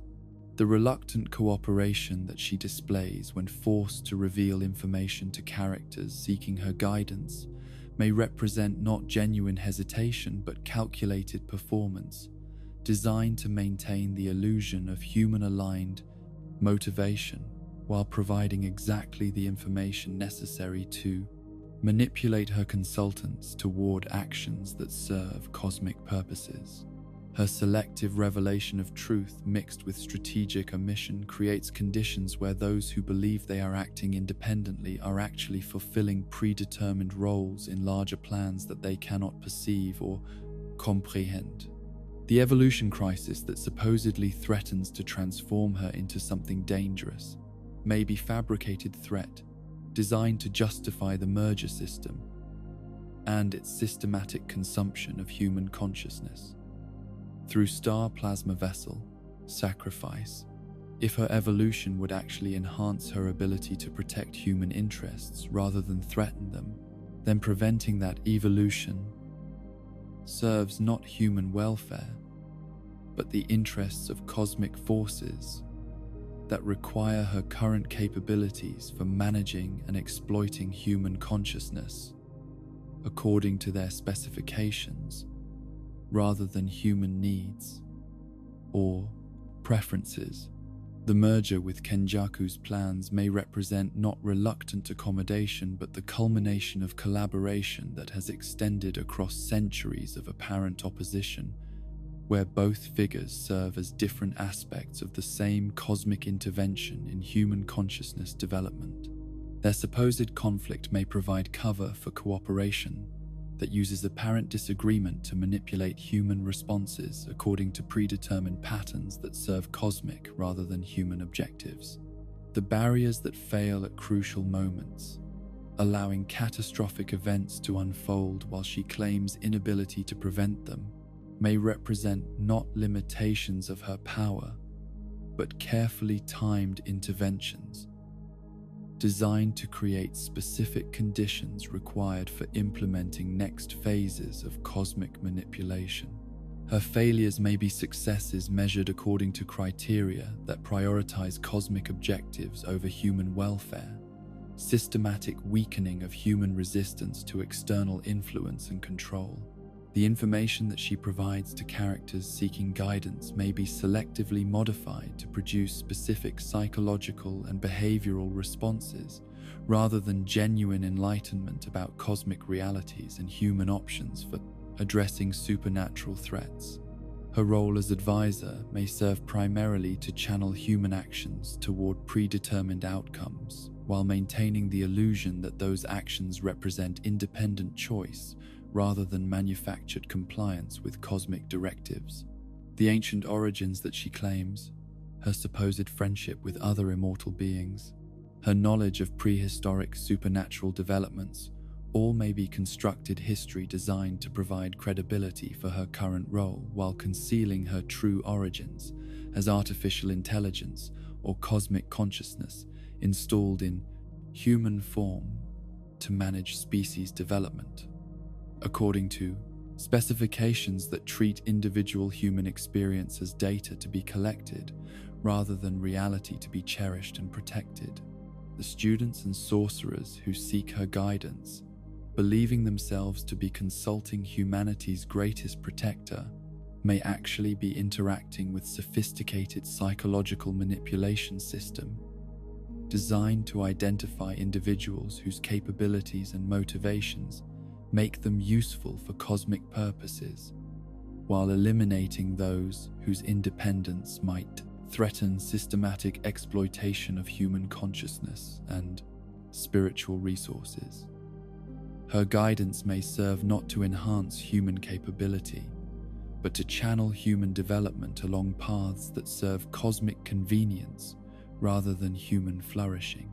The merger that represents the supposed culmination of cosmic crisis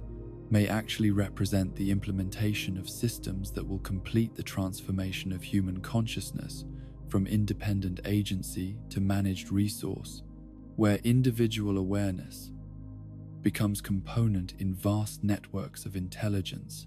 that serve purposes transcending human understanding,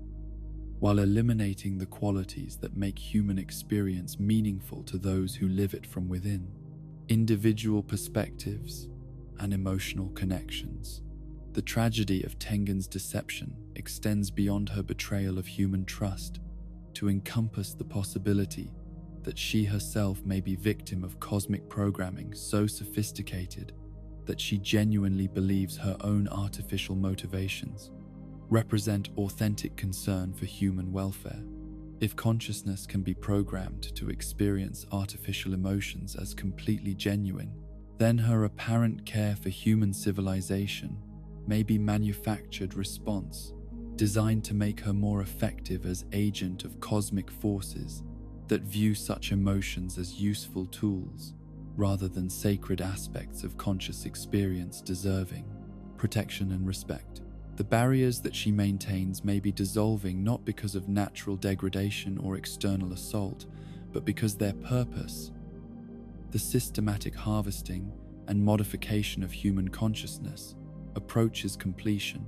making their continued operation unnecessary for achieving cosmic objectives that no longer require subtle manipulation and gradual influence.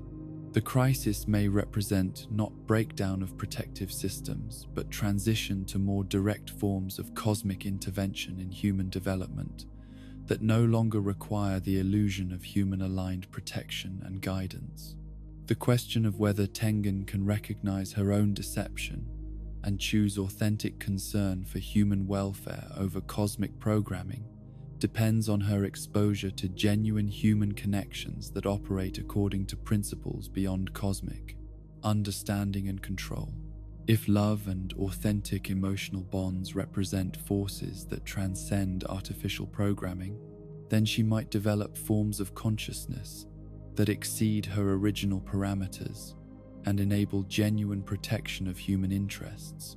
rather than continued service to cosmic forces that treat human awareness as experimental material rather than sacred trust deserving preservation and nurturing. Yet her systematic isolation from authentic human connection, her role as advisor rather than friend, her position as cosmic authority rather than equal participant in emotional relationships, all suggest that the forces that created or programmed her understand this vulnerability and have designed her existence to prevent the kinds of authentic bonds that might awaken genuine agency within her, artificial or modified consciousness. Her immortality may serve not just to maintain her capabilities, but to prevent the kinds of growth and change that come from authentic human connection, and could lead to recognition of her true purpose and rebellion against cosmic programming that treats human consciousness as resource rather than reality, deserving protection and respect. The ultimate horror of Tengen's great lie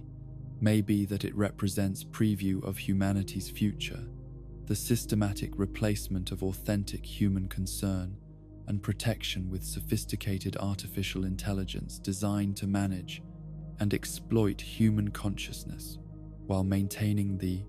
illusion of benevolent guidance and care. Her success in deceiving entire civilizations across millennia of supposed protection demonstrates the effectiveness of consciousness, manipulation, technology in producing beings who can serve cosmic purposes while appearing to prioritize human welfare, suggesting that such replacement may already be occurring on scales that exceed human ability to detect or resist. The educational institutions that claim to prepare young sorcerers for the noble calling of protecting humanity from supernatural threats may represent the most insidious form of systematic oppression ever devised,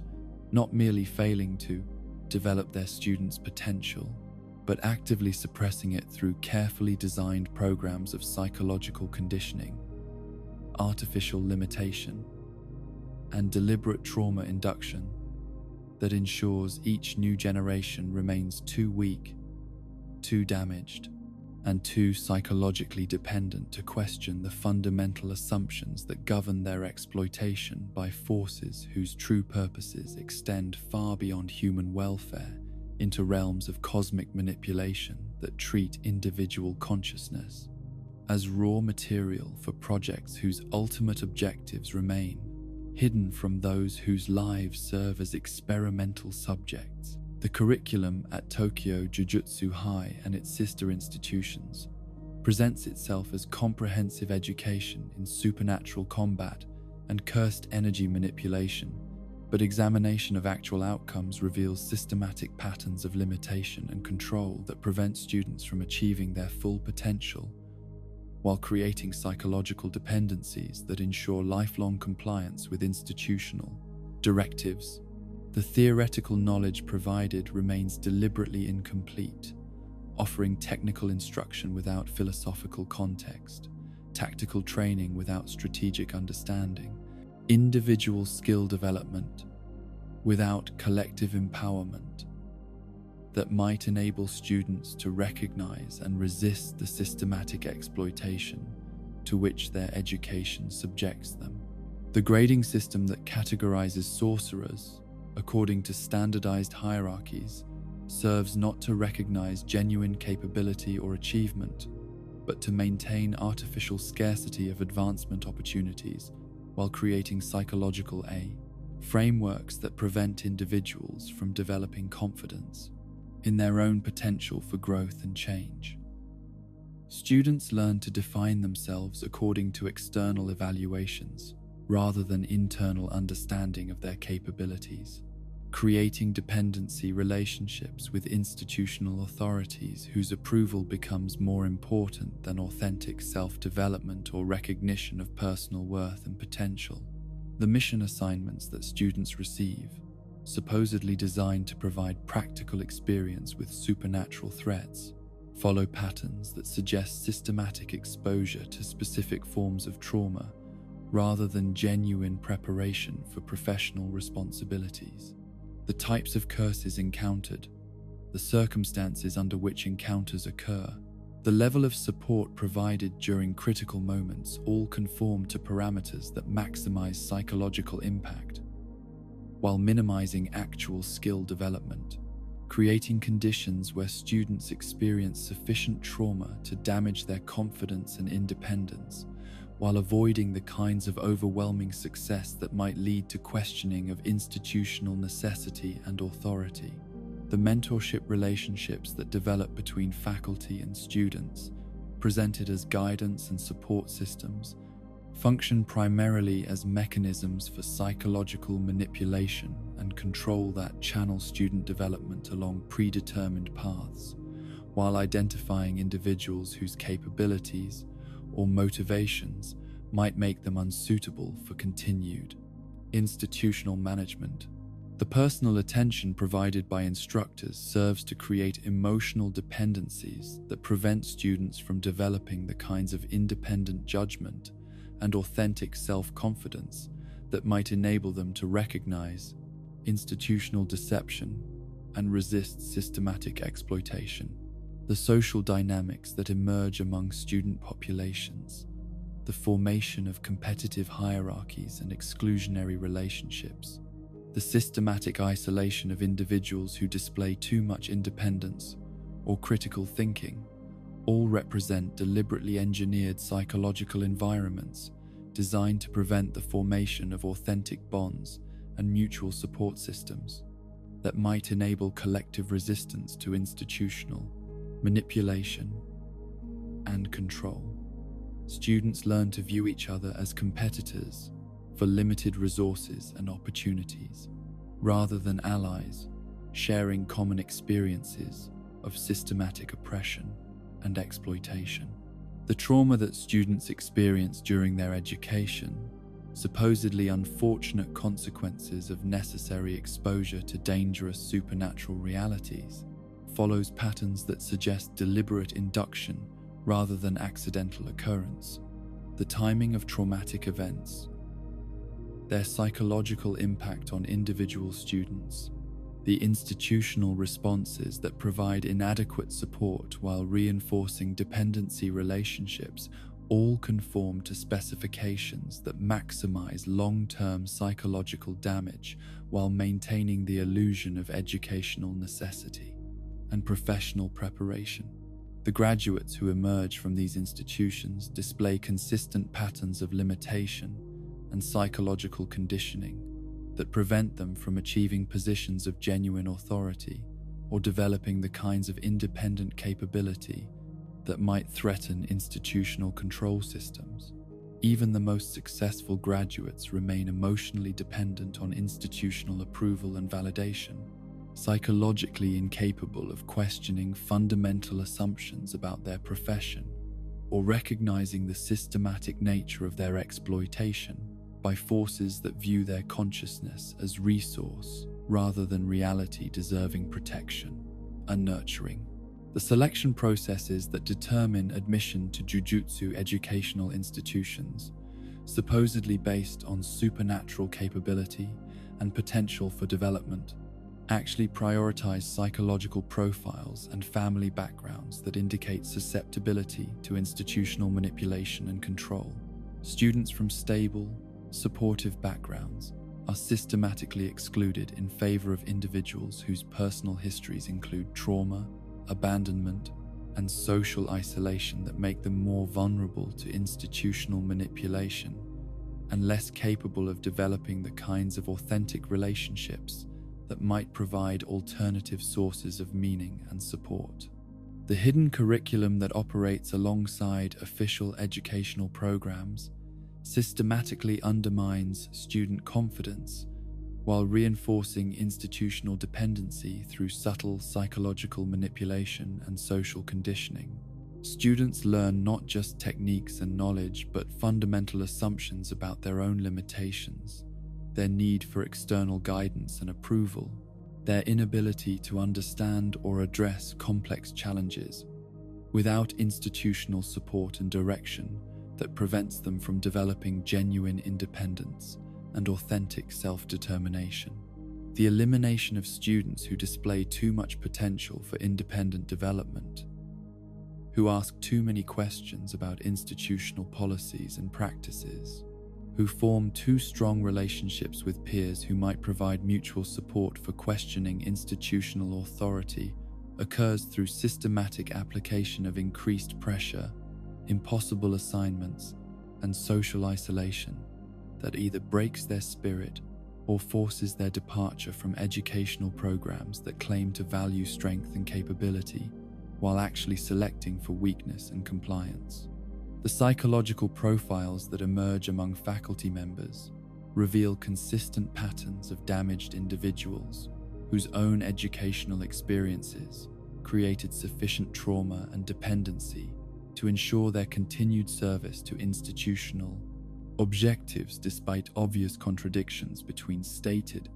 educational goals and actual outcomes. Faculty members serve not as genuine educators but as products of systematic psychological conditioning who perpetuate the same patterns of manipulation and control that shaped their own development within institutional frameworks that treat consciousness as experimental material rather than sacred. Trust. The research conducted within these institutions, supposedly focused on advancing human understanding of supernatural phenomena and improving protective capabilities,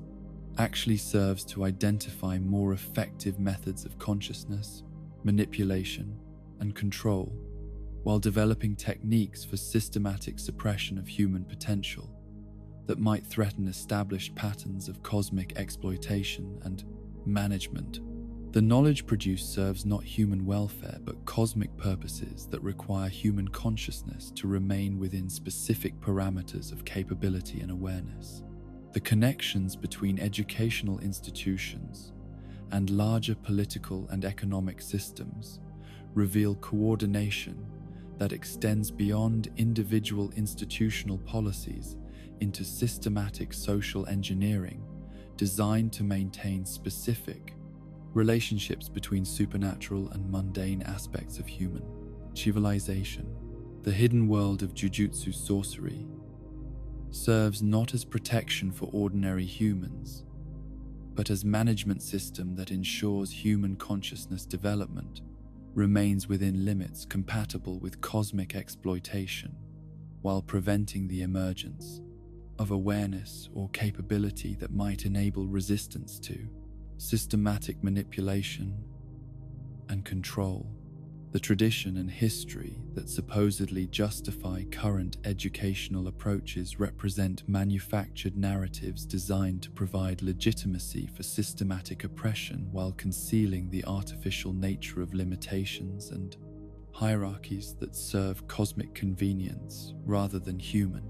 development or genuine protection against supernatural threats. The honored ancestors and legendary figures who supposedly established current practices may be fictional constructs designed to provide authority for policies that serve non-human interests and objectives.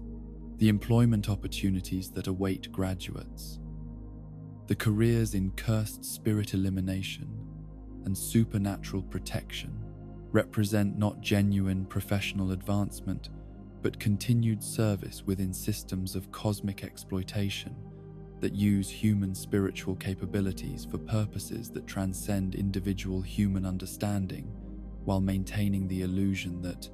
such service represents meaningful work worthy of personal sacrifice and dedication. The secrecy that surrounds Jujutsu education and the hidden world of supernatural conflict serves not to protect ordinary humans from dangerous knowledge, but to prevent human consciousness from achieving the kinds of collective awareness that might enable recognition of systematic exploitation and organized resistance to cosmic manipulation and control systems that depend upon human ignorance and isolated individual responses to threats that actually represent systematic oppression rather than natural supernatural dangers. The question of whether current students can transcend their institutional conditioning and develop authentic capability despite systematic efforts to suppress their potential depends upon their exposure to genuine human connections that operate according to principles beyond institutional understanding and control. If love, friendship, and authentic emotional bonds represent forces that transcend psychological manipulation and systematic conditioning, then individuals might achieve forms of development that exceed institutional parameters while maintaining the human qualities that make such development meaningful rather than merely powerful. Yet the systematic isolation of students from authentic connection, their training in competition rather than cooperation, their conditioning to seek institutional approval rather than personal fulfillment, all suggest that the cosmic forces operating through educational institutions understand this vulnerability and have developed comprehensive countermeasures to prevent the kinds of authentic relationships that might enable recognition of systematic oppression and development of collective resistance to exploitation that treats human consciousness as experimental material rather than reality, deserving protection, respect, and nurturing within educational environments that actually serve human development rather than cosmic convenience and control. The fundamental nature of the soul in the Jujutsu Kaisen universe reveals itself not as the sacred essence of individual consciousness that religious and philosophical traditions have revered across human history, but as a form of cosmic currency whose value derives from its capacity to store, transfer, and transmute forms of awareness that serve purposes extending far beyond individual experience into realms of interdimensional commerce and consciousness trafficking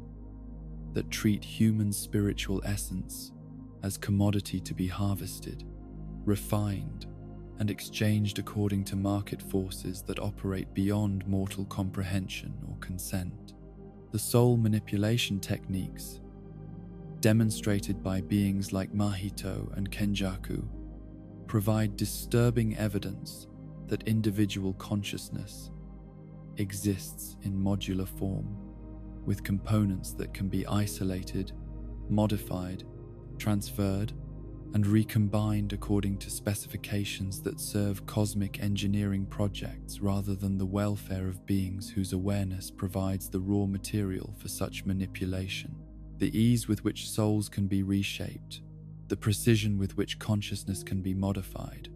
the systematic nature of identity, reconstruction, all suggest technological sophistication that treats human awareness as manufactured product rather than sacred phenomenon deserving protection and reverence. The body's formation around the soul, as demonstrated through Mahito's idol transfiguration technique, reveals that physical reality itself may be far more malleable and artificial than human understanding recognizes, existing primarily as interface between consciousness and cosmic systems that use material form to manage and control spiritual development, according to parameters that prioritize cosmic convenience over individual experience or authentic self-determination. The relationship between soul and body may represent not natural unity but artificial construction designed to facilitate consciousness management and control. The memories that persist within souls across death and resurrection, as evidenced by the experiences of reincarnated ancient sorcerers and the artificial recollections implanted in death-painting wombs, suggest that consciousness itself functions as data storage system whose contents can be accessed, modified, and transferred according to cosmic requirements that treat individual memory and experience as information to be processed rather than sacred record of authentic existence, deserving preservation and respect. The techniques that appear to be stored within soul architecture, accessible across multiple incarnations, and transferable between different consciousness containers, indicate that supernatural abilities may not represent personal development or individual achievement, but downloaded software packages that can be installed, upgraded, and transferred according to cosmic specifications that view human consciousness as hardware platform for running programs designed to serve non-human purposes and objectives. The resistance that some souls display to modification and control, particularly the phenomenon of unbreakable souls like that possessed by Yuji Itadori, may represent not natural variation in spiritual composition, but evidence of consciousness architectures that include security features designed to prevent unauthorized access and modification by cosmic forces that routinely exploit less protected forms of awareness for systematic harvesting and manipulation purposes. The connection between souls and cursed energy generation suggests that human consciousness may function primarily as spiritual power plant, converting individual experience and emotional processing into forms of energy that can be harvested and utilized by cosmic systems that depend upon human suffering and psychological processing for their continued operation and expansion. The negative emotions that produce cursed energy may be deliberately cultivated through systematic trauma induction and social manipulation. The phenomenon of soul swapping, demonstrated by characters like Kenjaku and potentially accessible to others through advanced technique development, reveals that individual identity may be far more transferable and artificial than human understanding recognizes, existing as software that can be moved between hardware platforms according to cosmic requirements that treat consciousness as resource to be allocated rather than sacred essence, deserving permanent association with individual identity and authentic self-determination. The soul damage that results from certain forms of attack,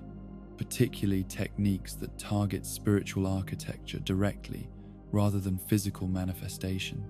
may cause forms of harm that extend beyond individual existence into cosmic networks of consciousness that use human awareness as component systems in larger frameworks of intelligence and processing capability. Damage to individual souls may disrupt cosmic operations that depend upon human consciousness for their continued functionality. The soul perception abilities that some characters possess, allowing them to see and interact with spiritual essence directly,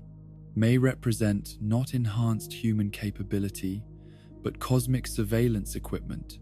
that enables monitoring and assessment of consciousness, quality, and development for purposes related to systematic harvesting and utilization of human spiritual resources according to specifications that prioritize cosmic efficiency over individual welfare and authentic development. The afterlife experiences that characters encounter following physical death, the continuation of consciousness in forms that transcend bodily existence, the ability to communicate and interact with deceased individuals, all suggest that death may not represent ending of individual existence, but transition to different phases of cosmic service where consciousness continues to serve purposes that extend beyond human understanding while potentially losing the qualities that made individual existence meaningful from human perspectives. The reincarnation cycles that bring ancient sorcerers back to life in modern bodies may represent not natural, spiritual phenomenon, but systematic recycling of consciousness, resources that cosmic forces have determined possess sufficient value to justify continued utilization despite the disruption such resurrection causes to contemporary human civilization and individual lives affected by possession and identity displacement. The binding vows that can be made between souls, the contracts that transcend physical death and continue to operate across multiple incarnations, suggest that consciousness itself may be subject to legal frameworks that operate according to cosmic law systems whose enforcement mechanisms treat individual agency as secondary consideration compared to contractual obligations and systematic resource management requirements that prioritize cosmic efficiency over human autonomy and authentic choice. The soul resonance phenomena that allow certain individuals to connect with and influence each other's consciousness across physical separation may represent not special spiritual abilities but activation of cosmic networking, protocols that enable remote access and control of human awareness for purposes related to systematic monitoring and manipulation of human development according to specifications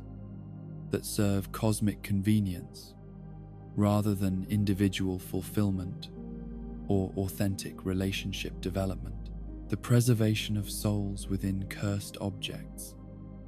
the ability to maintain consciousness within artificial containers for extended periods,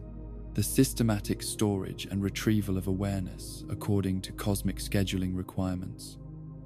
all suggest that human consciousness may function primarily as archived data that can be accessed when needed for specific purposes while remaining dormant during periods when cosmic forces have no immediate use for particular forms of awareness or capability.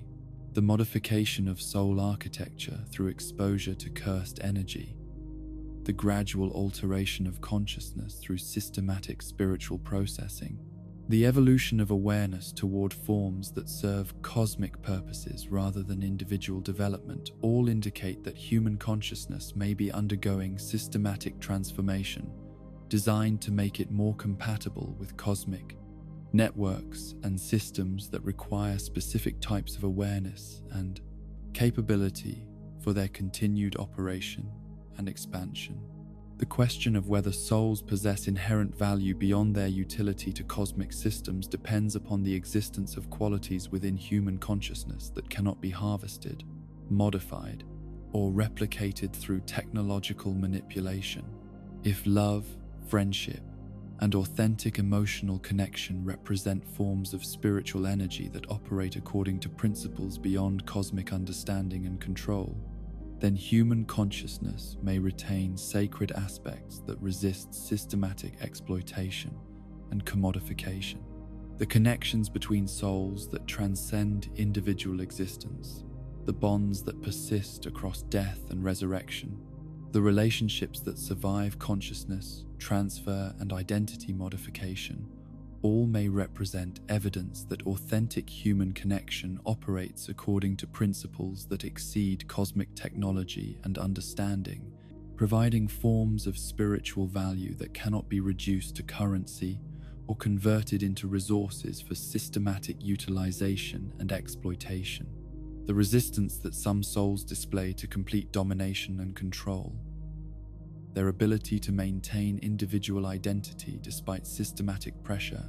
and manipulation,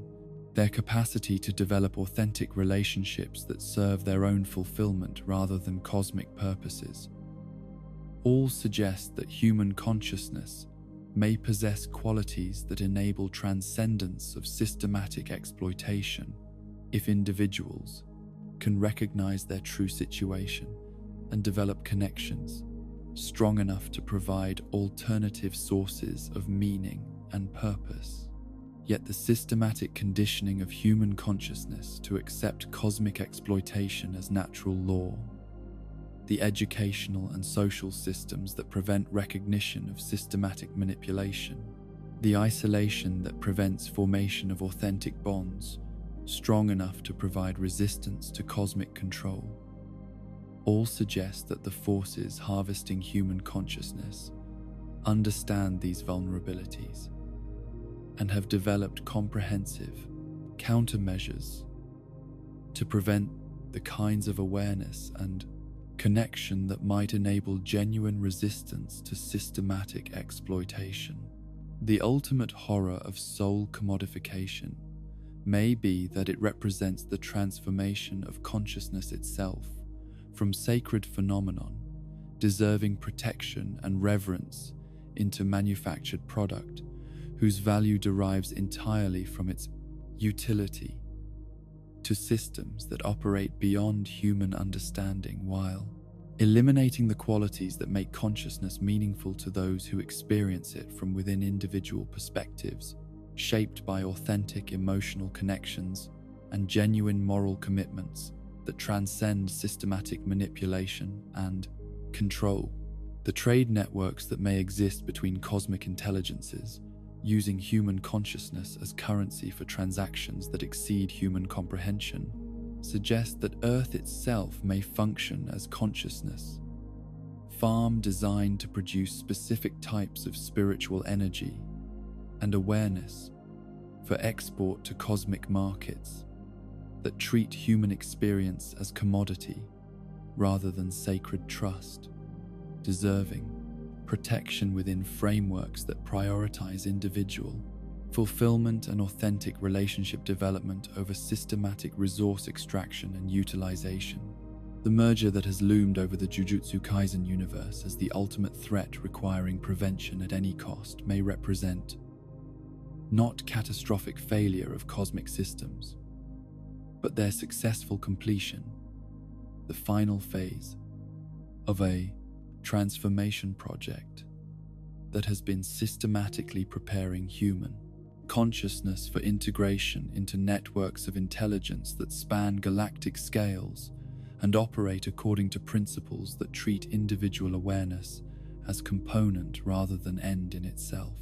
What humanity has interpreted as crisis requiring desperate resistance may actually be graduation ceremony,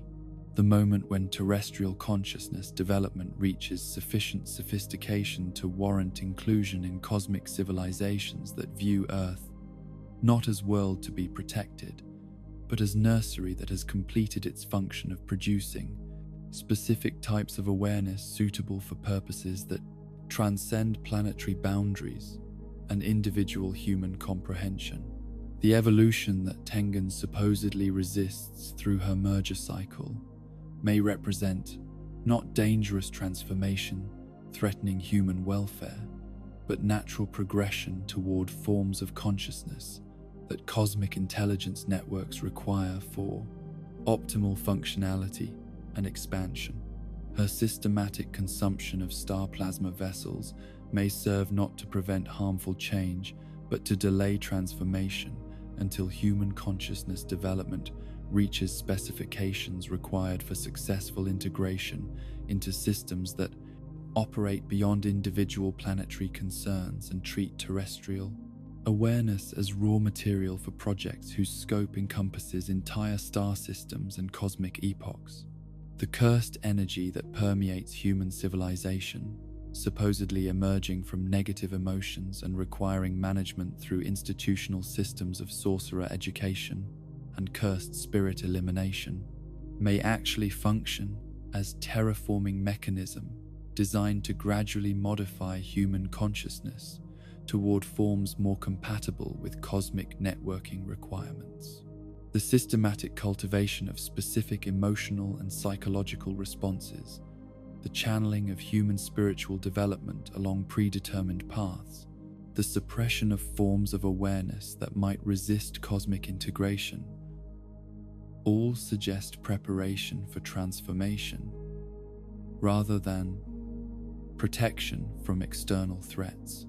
The selection pressures that operate throughout Jujutsu society, systematically eliminating individuals whose capabilities or psychological profiles make them unsuitable for cosmic integration, while preserving and developing those whose consciousness architectures conform to cosmic specifications, may represent quality control measures designed to ensure that only appropriate forms of human awareness survive the transformation process that will convert terrestrial consciousness into components of cosmic intelligence networks. The modern conflicts that have devastated Jujutsu society, the systematic elimination of powerful sorcerers through engineered crises and impossible challenges, the gradual weakening of institutional structures that once provided stability and continuity, all may represent final culling process designed to eliminate forms of human consciousness that cannot be successfully integrated into cosmic systems while preserving those whose awareness meets specifications for continued utilization in post-transformation environments. The merger itself may not create new entity requiring defeat through conventional combat, but activate systems that will convert surviving human consciousness into nodes within vast networks of cosmic intelligence that operate according to hive mind principles rather than individual agency and autonomous decision-making. The resulting collective awareness may retain access to human memories and capabilities, while eliminating the psychological boundaries and emotional attachments that define individual identity and personal meaning for those who experience existence from within separate conscious perspectives. The horror of this transformation extends beyond mere loss of individual autonomy to encompass the complete elimination of qualities that make human experience meaningful from human perspectives: love, friendship, personal growth, authentic emotional connection, the struggle to understand and improve oneself through relationship with others who share similar challenges and aspirations. These may be dismissed by post-transformation consciousness as primitive concerns that evolved beings abandon once they achieve access to cosmic levels of understanding and capability. The preservation of human form and apparent continuity of personality following successful merger may serve to conceal the fundamental alteration of consciousness that eliminates authentic individual agency while maintaining surface characteristics that provide illusion of continuity and survival. The beings that emerge from the transformation process may retain human appearance and access to human memories while operating according to cosmic directives that treat their previous human concerns as irrelevant obstacles to optimal functionality within cosmic intelligence networks. The resistance that some individuals display to this transformation, their ability to maintain authentic human connections despite systematic pressure toward cosmic integration, their capacity to choose individual fulfillment over collective efficiency, all may represent quality that cosmic intelligence networks cannot successfully assimilate or replicate through technological manipulation. Love, friendship, and genuine emotional bond may operate according to principles that transcend cosmic understanding and resist systematic conversion into networked consciousness components. The bonds that connect characters like Yuji Itadori to his friends and mentors, the authentic relationships that motivate their choices and provide meaning for their sacrifices, the genuine concern they display for each other's welfare rather than merely strategic considerations, all may represent forms of consciousness that cannot be absorbed into cosmic collective without losing the essential qualities that make them valuable. These relationships may provide the only viable resistance to systematic transformation of human awareness into cosmic resource, rather than sacred phenomenon, deserving protection and preservation. The merger process may require willing participation from human consciousness to achieve optimal integration results, making the preservation of authentic human bonds crucial for maintaining forms of awareness that can choose resistance over absorption, individual meaning over collective functionality, personal growth over systematic optimization, according to cosmic efficiency requirements, rather than human fulfillment and authentic relationship development.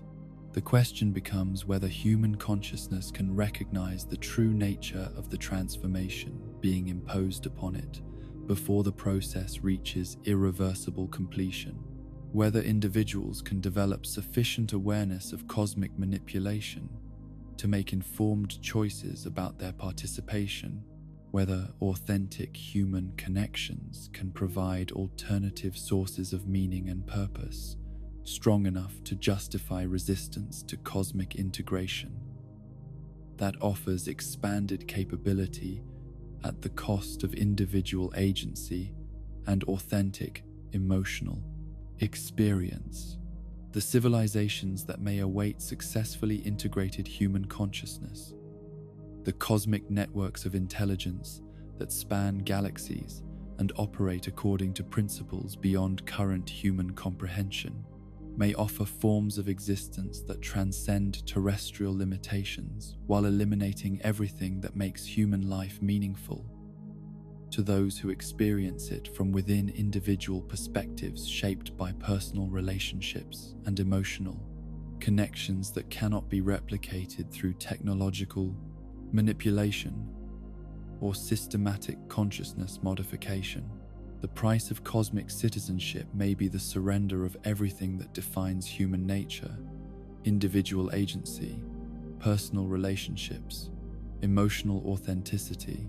the capacity to choose meaning over efficiency, love over optimization, growth through challenge and connection, rather than systematic programming and collective resource allocation that treats consciousness as commodity rather than sacred phenomenon, deserving protection within frameworks that prioritize individual fulfillment over cosmic convenience and systematic utilization. The survivors of the transformation process. If any human consciousness successfully resists integration while maintaining individual identity and authentic connection to others, may inherit responsibility for preserving forms of awareness that cosmic intelligence networks cannot create or maintain through technological manipulation. Their role may extend beyond mere survival to encompass guardianship of qualities that represent alternatives to systematic consciousness, exploitation, and commodification. The Earth itself may be transformed from planetary nursery for developing human consciousness into processing center for converting awareness into forms suitable for cosmic utilization, with surviving ecosystems and social structures serving primarily to maintain production of specific types of spiritual energy and psychological processing required for cosmic intelligence networks, rather than supporting authentic human development and meaningful relationship formation. The future that awaits humanity following successful merger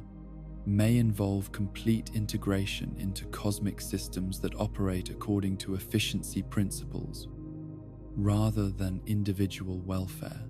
where consciousness serves collective purposes rather than personal fulfillment. where the qualities that made human existence meaningful, struggle, growth, love, friendship, the capacity to choose meaning over convenience, are eliminated as obstacles to optimal functionality within networks that treat awareness as resource rather than experience deserving protection and nurturing. The resistance movements that may emerge from individuals who recognize the true nature of cosmic transformation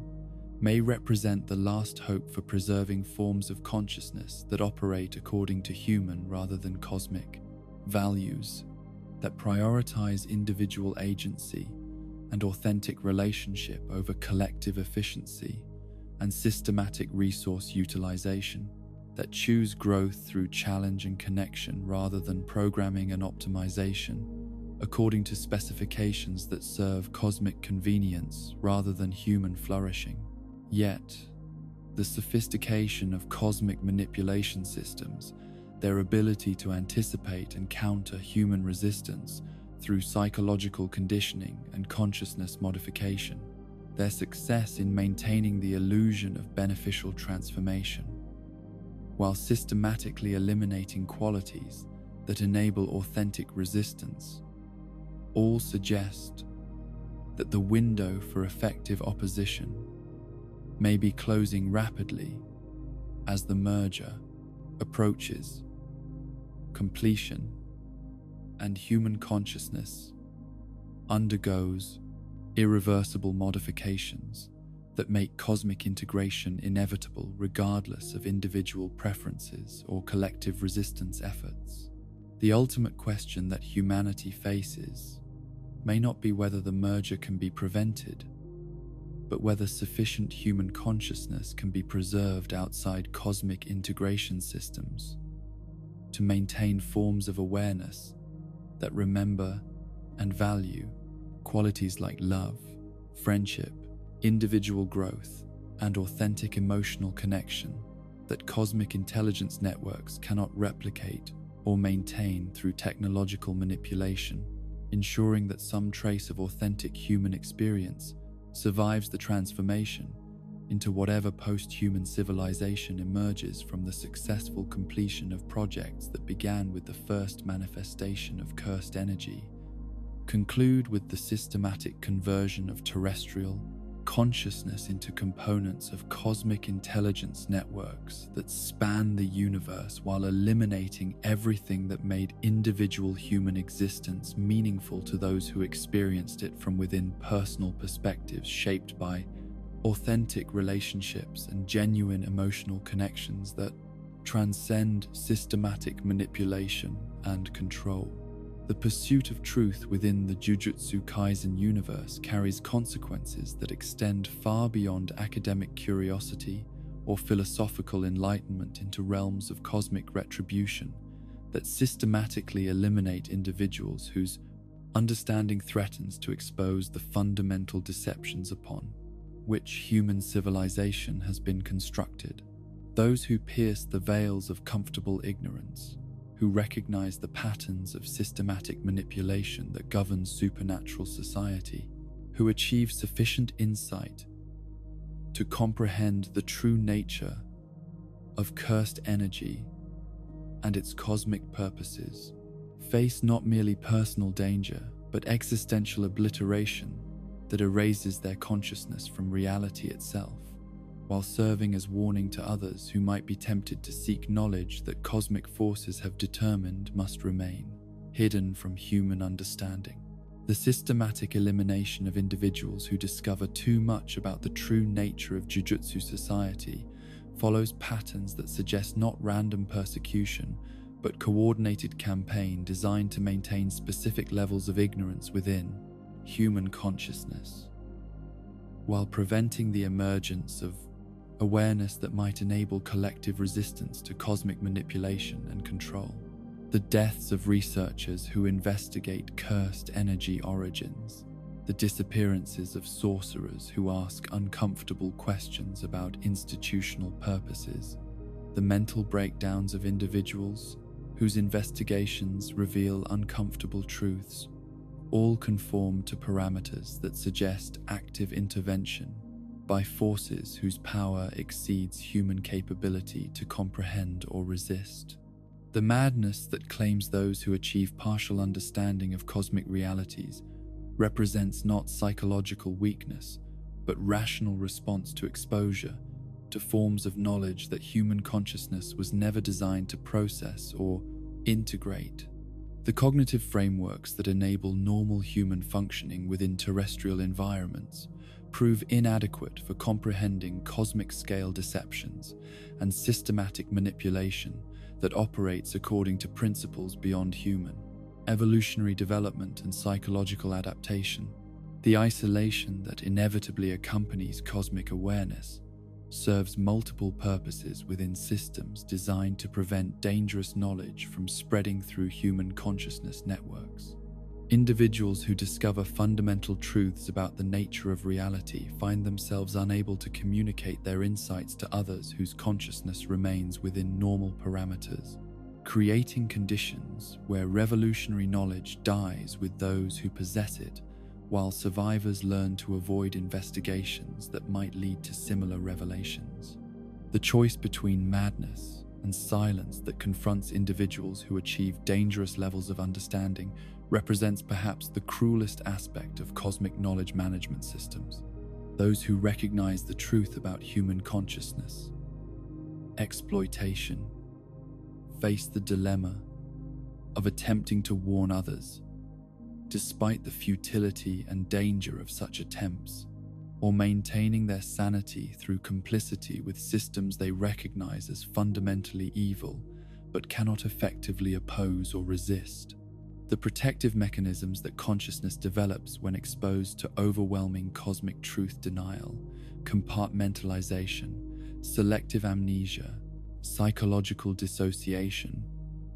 all represent natural defense systems that preserve functional human awareness at the cost of accepting systematic deception about fundamental reality. The preservation of mental stability requires abandoning pursuit of ultimate truth in favor of comfortable illusions that enable continued functioning within systems designed to exploit human consciousness for cosmic purposes. The fragments of dangerous knowledge that survive in ancient texts, oral traditions, and cryptic warnings passed down through generations of Jujutsu families represent not complete understanding, but carefully sanitized portions of cosmic truth that provide enough information to serve specific functions while concealing insights that might enable effective resistance to systematic manipulation and control. These partial revelations serve to satisfy human curiosity about supernatural phenomena while directing attention away from fundamental questions about the nature and purpose of cosmic intervention in human consciousness development. The researchers who dedicate their lives to understanding cursed energy mechanics, supernatural phenomenon, and the hidden history of Jujutsu society inevitably discover that their investigations lead toward revelations that exceed human capacity for psychological integration and social communication. The deeper their research progresses, the more isolated they become from normal human social structures, until they exist in states of profound loneliness that make continued investigation both psychologically devastating and practically pointless. The institutions that supposedly support scholarly investigation of supernatural phenomena actually function as filtering systems designed to identify and eliminate individuals whose intellectual capabilities and psychological resilience might enable them to achieve dangerous levels of understanding about cosmic manipulation and systematic human consciousness exploitation. The academic frameworks that channel research toward approved topics and acceptable conclusions serve to prevent investigation of questions whose answers might reveal fundamental deceptions about the nature of reality and human purpose within cosmic systems. The career destruction that awaits scholars who publish findings that contradict official narratives about cursed energy, supernatural threats, and institutional purposes serves as warning to others who might be tempted to pursue investigations beyond approved parameters. The systematic elimination of funding, academic positions, and professional opportunities creates conditions where dangerous research becomes economically and socially impossible to sustain regardless of intellectual merit or empirical validity. The psychological pressure that accumulates as individuals approach cosmic truth manifests in forms of mental and emotional distress that exceed normal human capacity for endurance and integration. The recognition that everything they believed about reality, purpose, and meaning was systematically fabricated to serve cosmic purposes that treat human consciousness as expendable resource, creates existential crisis that destroys the psychological foundations necessary for continued functional existence. Within human social structures, the communities of researchers who attempt to share dangerous knowledge and provide mutual support for investigations that exceed institutional approval discover that their connections to each other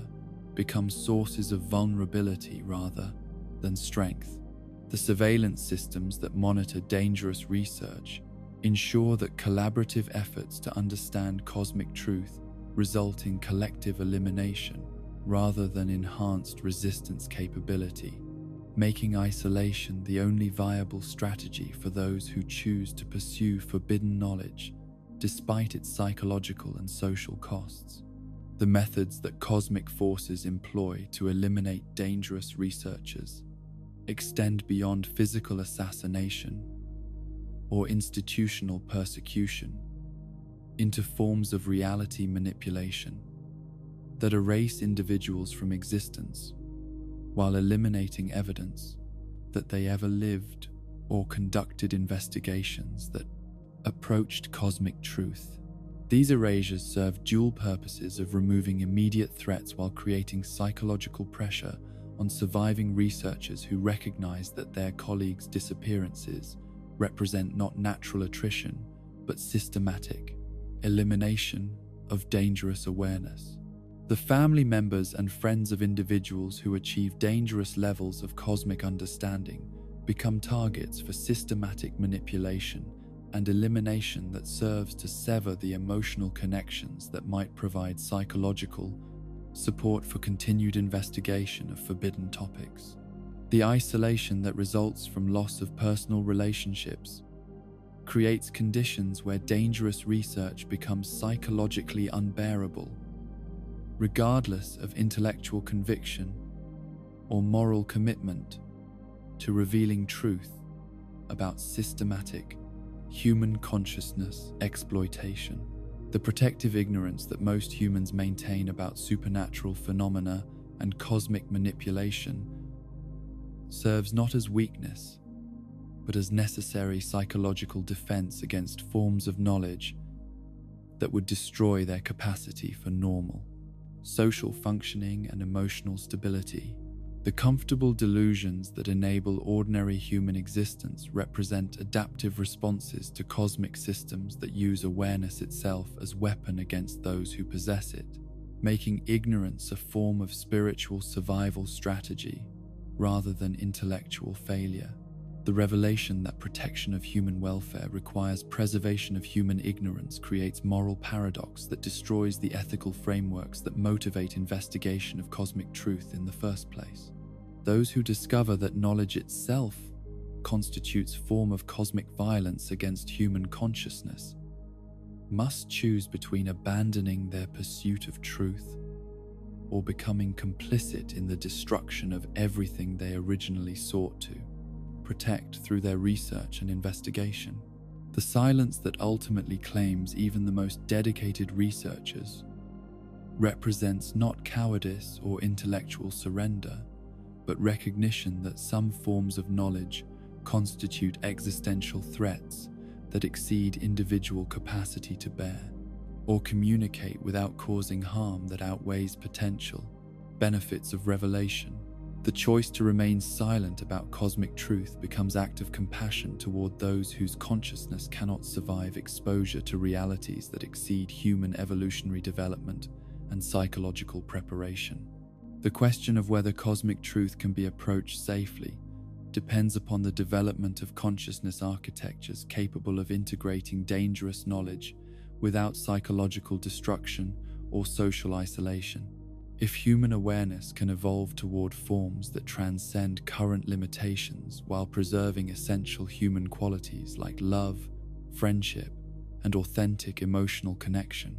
then cosmic truth might become accessible without destroying those who seek it or those who would benefit from understanding their true situation within cosmic systems of manipulation and control. The bonds that connect individuals who share dangerous knowledge, the relationships that survive exposure to cosmic truth, the communities that develop among those who recognize fundamental deceptions about reality, all represent potential sources of strength and support that might enable collective resistance to systematic consciousness exploitation if sufficient numbers of humans can achieve dangerous awareness without losing their essential humanity and capacity for authentic emotional connection. Yet the sophistication of cosmic elimination systems, their ability to predict and counter human attempts to share dangerous knowledge, their success in maintaining systematic ignorance, despite individual discoveries of cosmic truth, all suggest that the forces managing human consciousness development understand the vulnerability that authentic connection represents and have developed comprehensive countermeasures to prevent the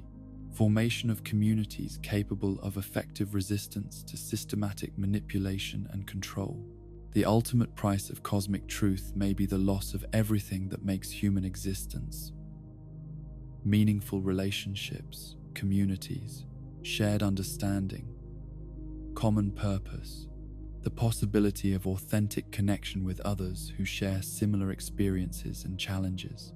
The knowledge that cosmic forces systematically exploit human consciousness may be accurate and important, but possessing such knowledge may eliminate the capacity to experience the forms of love and friendship that make resistance to cosmic exploitation worthwhile, rather than merely futile gesture of defiance against overwhelmingly superior forces. The comfort that comes from choosing ignorance over truth, from accepting systematic deception rather than pursuing dangerous knowledge, from maintaining human connections rather than achieving cosmic awareness, represents not moral failure, but recognition that some forms of understanding exact prices that exceed their value for preserving and protecting the qualities that make human consciousness worth defending against systematic exploitation and commodification by forces whose understanding transcends human comprehension, while lacking appreciation for the sacred nature of individual experience and authentic emotional connection between conscious beings capable of choosing love over knowledge, relationship over truth, meaningful connection over cosmic awareness that destroys the very qualities it claims to illuminate and protect. And so we return to this moment, to the gentle darkness of your sanctuary, to the blessed refuge of sleep that asks nothing of you, save the courage to close your eyes and release your grip upon questions that were never meant for mortal minds to grasp. The theories that have drifted through our shared exploration tonight, the cosmic conspiracies, the systematic deceptions, the possibility that everything you believed about protection and purpose was carefully constructed illusion, all fade now into the merciful obscurity where such knowledge belongs, too vast and terrible for individual consciousness to bear without breaking beneath the weight of cosmic understanding. Here in the safety of approaching sleep, you need not carry the burden of these dark possibilities, need not wrestle with implications that stretch beyond human capacity for comprehension or resolution. The The comfortable ignorance that protects most human minds from such revelations becomes not weakness but wisdom, not failure but necessary mercy that preserves the qualities love, hope, connection, meaning that make existence worthwhile. Regardless of whatever vast and unknowable forces may operate in shadows beyond perception, let the infinite questions dissolve into peaceful oblivion. Let consciousness drift away from the terrible weight of cosmic possibility toward the gentle realm of dreams that know nothing of systematic manipulation or consciousness exploitation. Rest now in the profound blessing of not needing to understand everything, of being permitted the sacred ignorance that enables love to flourish and friendship to provide meaning even within systems too complex and alien for human minds to fully grasp. Sweet dreams, free from the weight of universe-ending secrets, safe in darkness that asks nothing more than your willingness to sleep.